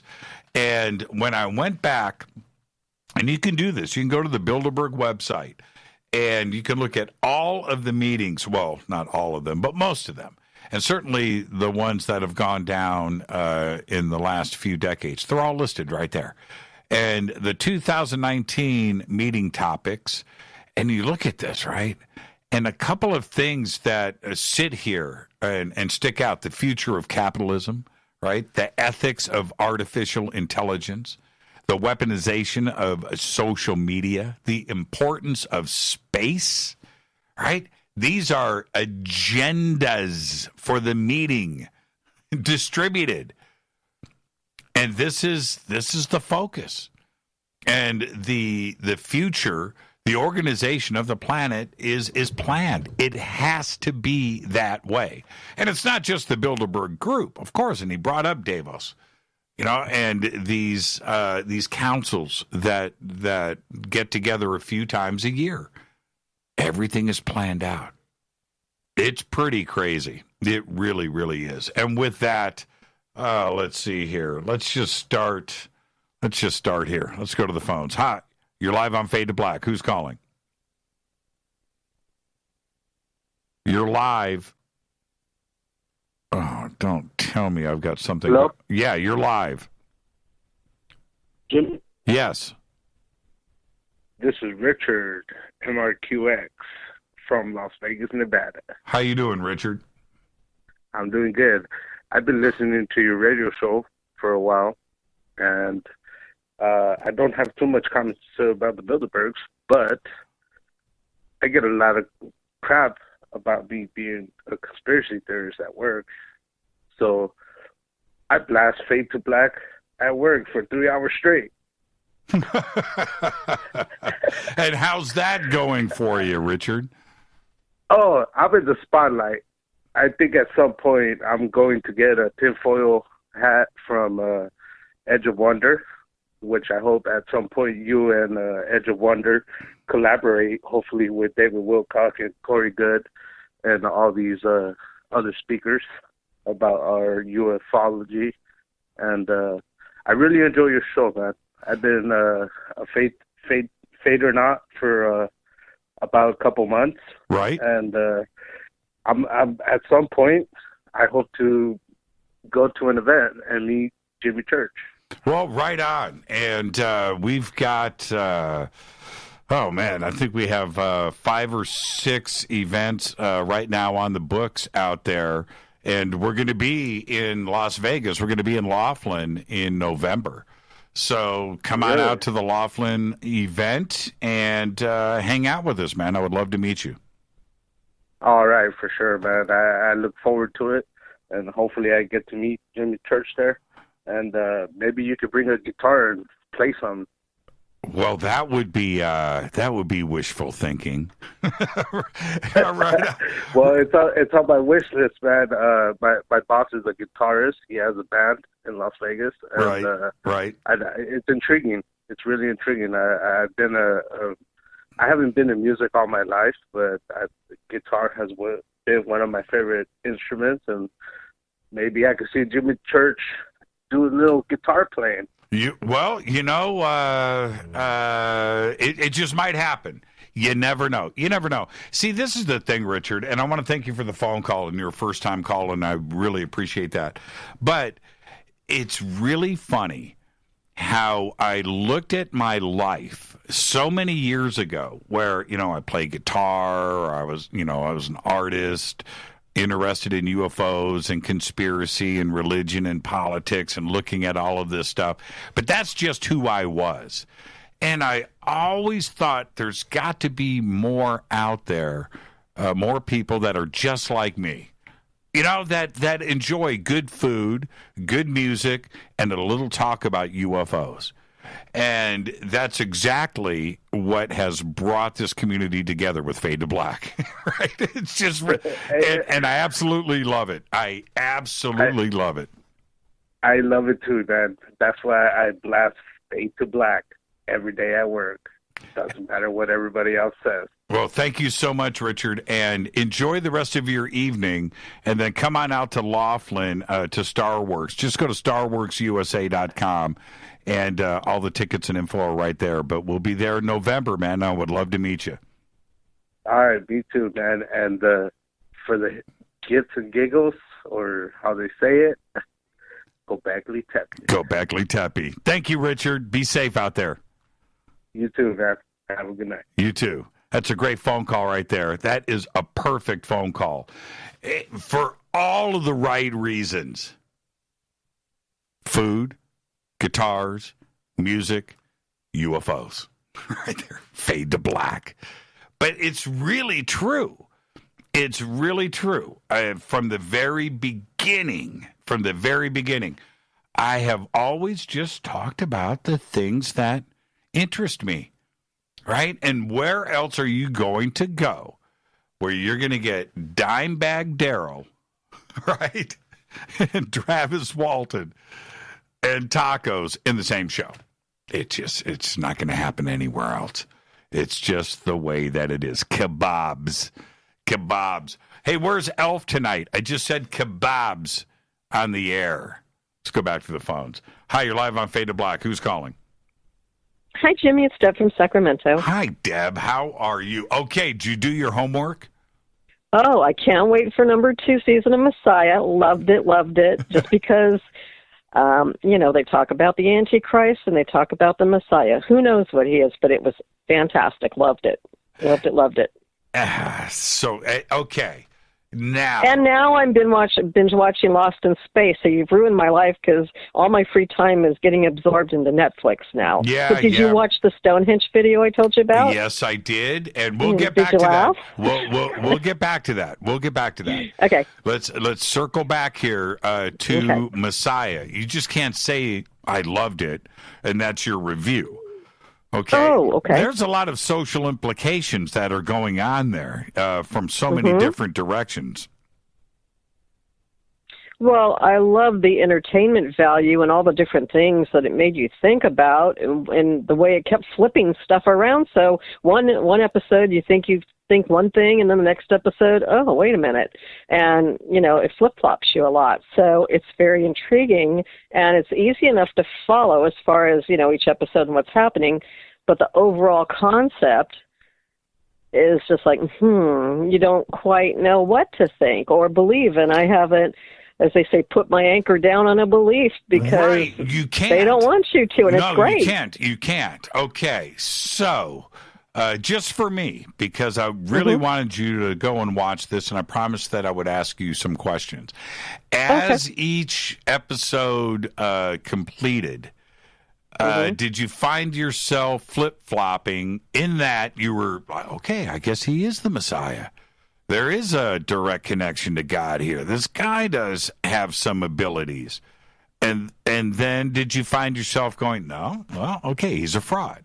Okay, I don't know how he pulled that off. But then you get sucked back in on the other side, right? Did you find yourself doing that from episode to episode? Absolutely. Why do you think they were so effective in pulling that off? I mean, to get you to believe that this guy is the Son of God, right? The Messiah. That's got to be some pretty powerful storytelling. And then to take that away from you, right, in the next episode, how is that possible? Well, you're feeling the feelings that the characters are feeling, like that pastor who 1 minute he's totally sold and this is the guy and he's got to follow him, and then another episode he's burning down his church, a false prophet.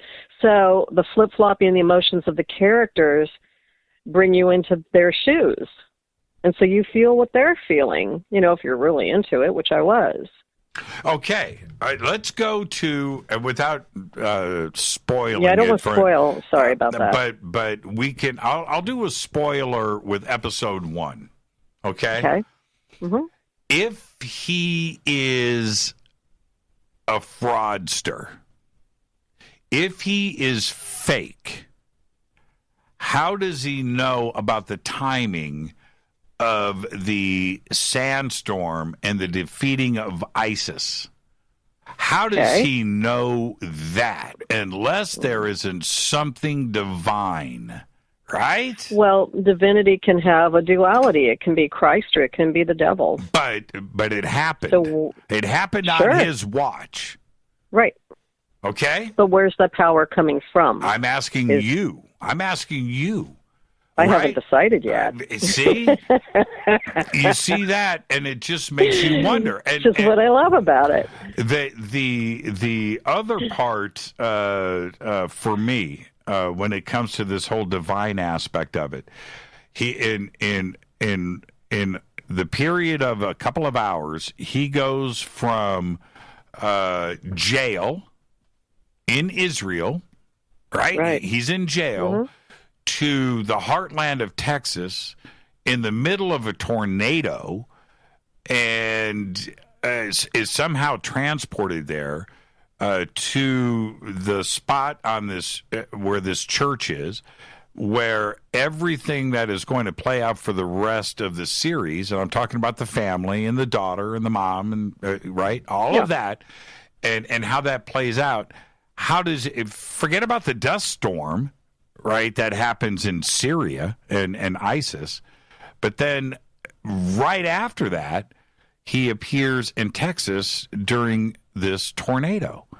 How is that possible unless there isn't something else going on? And I'm talking about a spiritual, religious, divine situation. Right. I believe there is something else going on. I believe it is spiritual.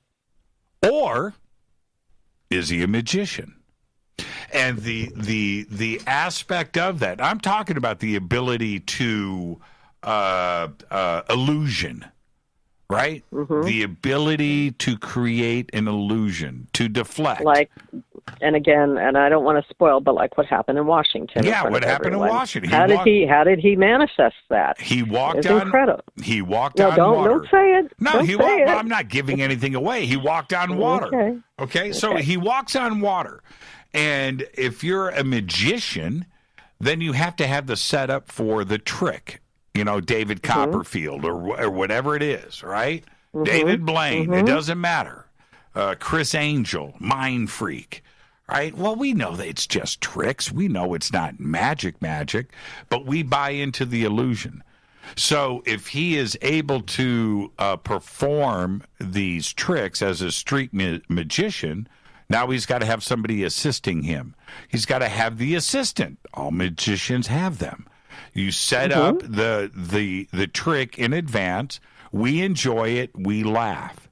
But he drives across the United States in a caravan, shows up and in Washington seemingly by chance, and goes out and walks on water. Now, are we dealing with the divine, or did somebody set up the trick in advance? And that's not giving anything away because we don't know. Right? We don't know. We don't, and maybe it'll be in season 2. But yeah, and that's where I kept digging. Who could it be that is working with him? That and then they kept going back to who could that be? And I don't want to give that away either. And does that guy have the ability to set up these things? That's right. Are they in consort with each other? That's right. Got it. And why didn't now? Look, I see somebody walk on water like that. Right? I'm jumping in. I'm jumping in behind him.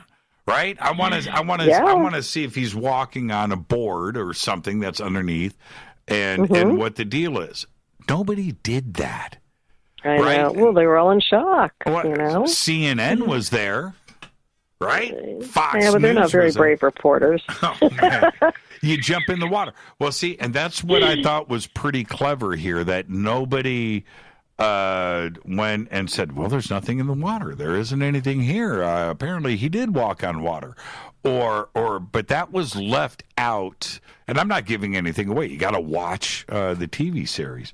But again, it pulls you back into the divine side of this. Very, very clever writing. And okay. Well, not only that, but then when they were showing it, they didn't actually show close-up footage of his footprints walking on the water. They kept showing like side views and outside views, but they weren't showing the actual foot up close. They did. So I didn't like.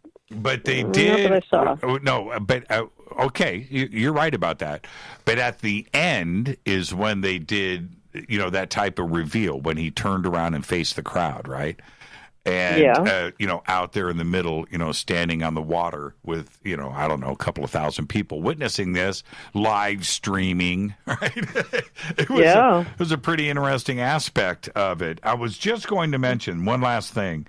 about the Messiah, and I've got other calls on hold I'm going to have to jump to. But is the other aspects of not only religion, because the televangelist side of this and the media side of this comes into play. And wasn't that interesting? You know, the whole Joel Osteen, Pat Robertson angle. Bridges thing, right. That the power of religious organizations through the media and how that was going to be manipulated with the Messiah and bringing him onto television, and how the Messiah agreed to it.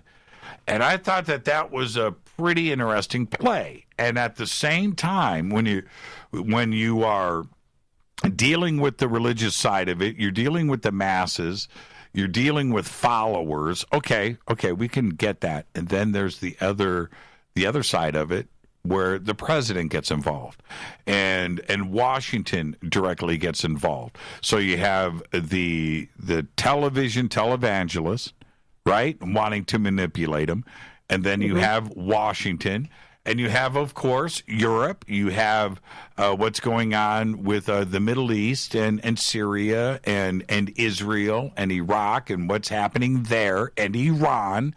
All of that is playing out with the political establishment at the same time. It's a very cleverly written television series.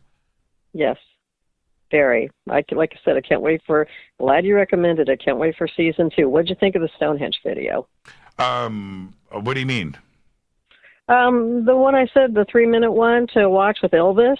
Yes. On YouTube, the musical one. Yes. Did you think it was funny? Yes, it was great. It was great. Oh, I thought you meant, what did I think of? No, it was great. It was awesome. I think I tweeted it out, or I might have posted it on Facebook.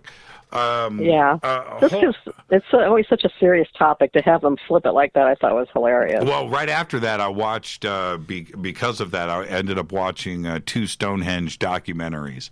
So I am fully Stonehenged out at this point. I'm fully Stonehenged out. One last thing I wanted to bring up. It was I can't think of his name right now. The guy that played the president in The Messiah. Dermot Mulroney. Yeah, Dermot. Now, pretty right? Did you? Love him. I do too. And, Rita just said I'm the spoiler king that I have to stop. Dermot was pretty amazing. I thought he was really, really cool. I thought it was a good choice. Mm-hmm. Hey, when you read your credits tonight, you keep saying 2019. Throw 2020 in there. What? When you read the credits at the end of your show, you keep saying 2019. I've never said 2019. Yeah, go back. No.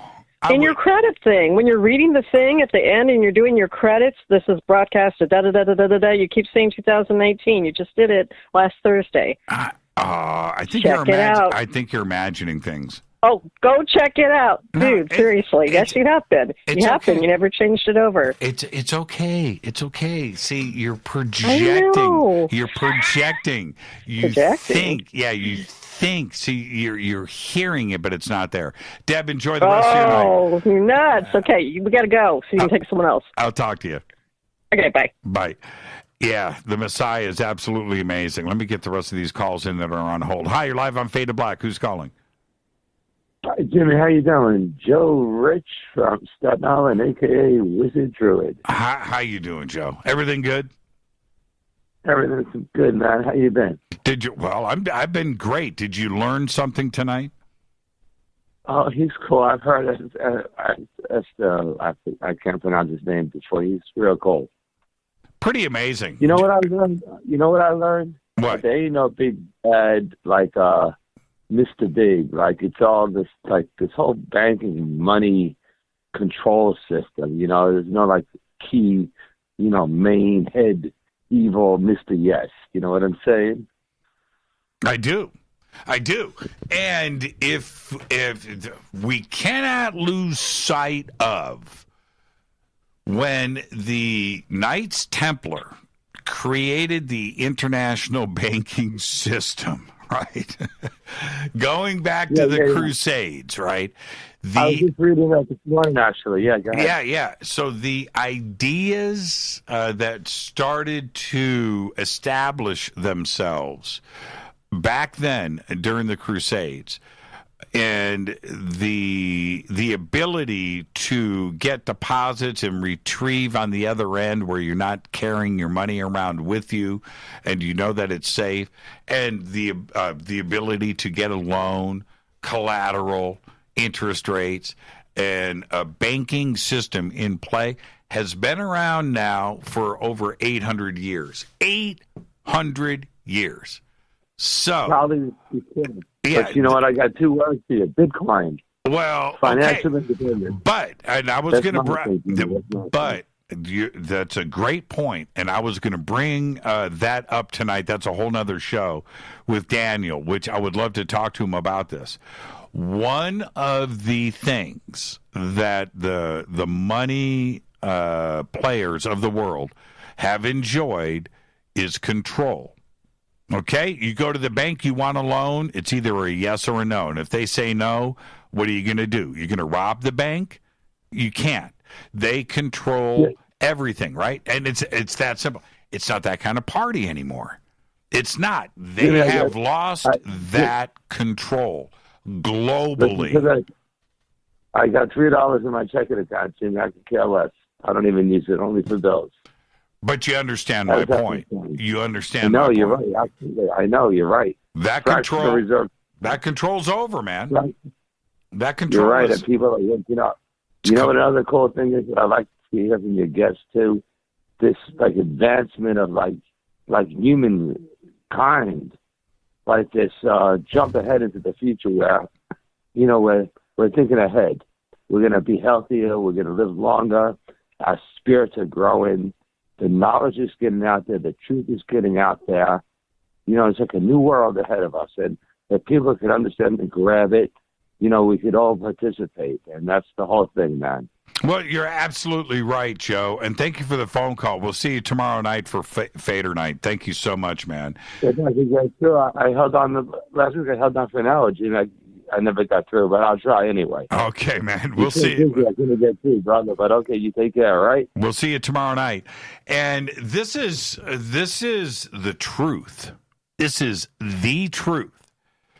The ability to share ideas is here.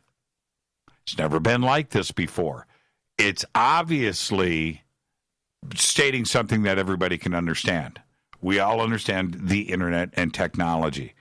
But those puppet masters that we were talking about tonight, they didn't have to deal with this 20 years ago. They haven't had to deal with it for 5,000 years. They're coming to grips with it now. But keeping people dumb and blind is the way that they built their business model. That's it. And it's not that way anymore. It's simply not. It's a brave new world. This is Fade to Black. I am your host, Jimmy Church. We'll see everybody tomorrow night right here for Fader Night. All right? All right. Fade to Black's executive producers, Rita Camurian. Shows produced by Hill J. Palm, Renee, Dennis, and Bob. Announcers are Steve Harder, Gene Vito, and Mark D. Kovar. Webmaster is Drew the Geek. Music, Doug Aldrich. Intro, Spaceboy. SpaceboyMusic.com. Fade to Black is produced by KJCR for the Game Changer Network. Syndication is KGRA, The Planet. This broadcast owned and copyrighted 2020 by Fade to Black and the Game Changer Network. It cannot be rebroadcast, downloaded, copied, or used anywhere in the known universe without written permission from Fade to Black or the Game Changer Network. I'm your host, Jimmy Church. We'll see everybody tomorrow night for Fader Night. Open lines all night long. Until then, I want everybody to be safe. Go Beckley Tepe.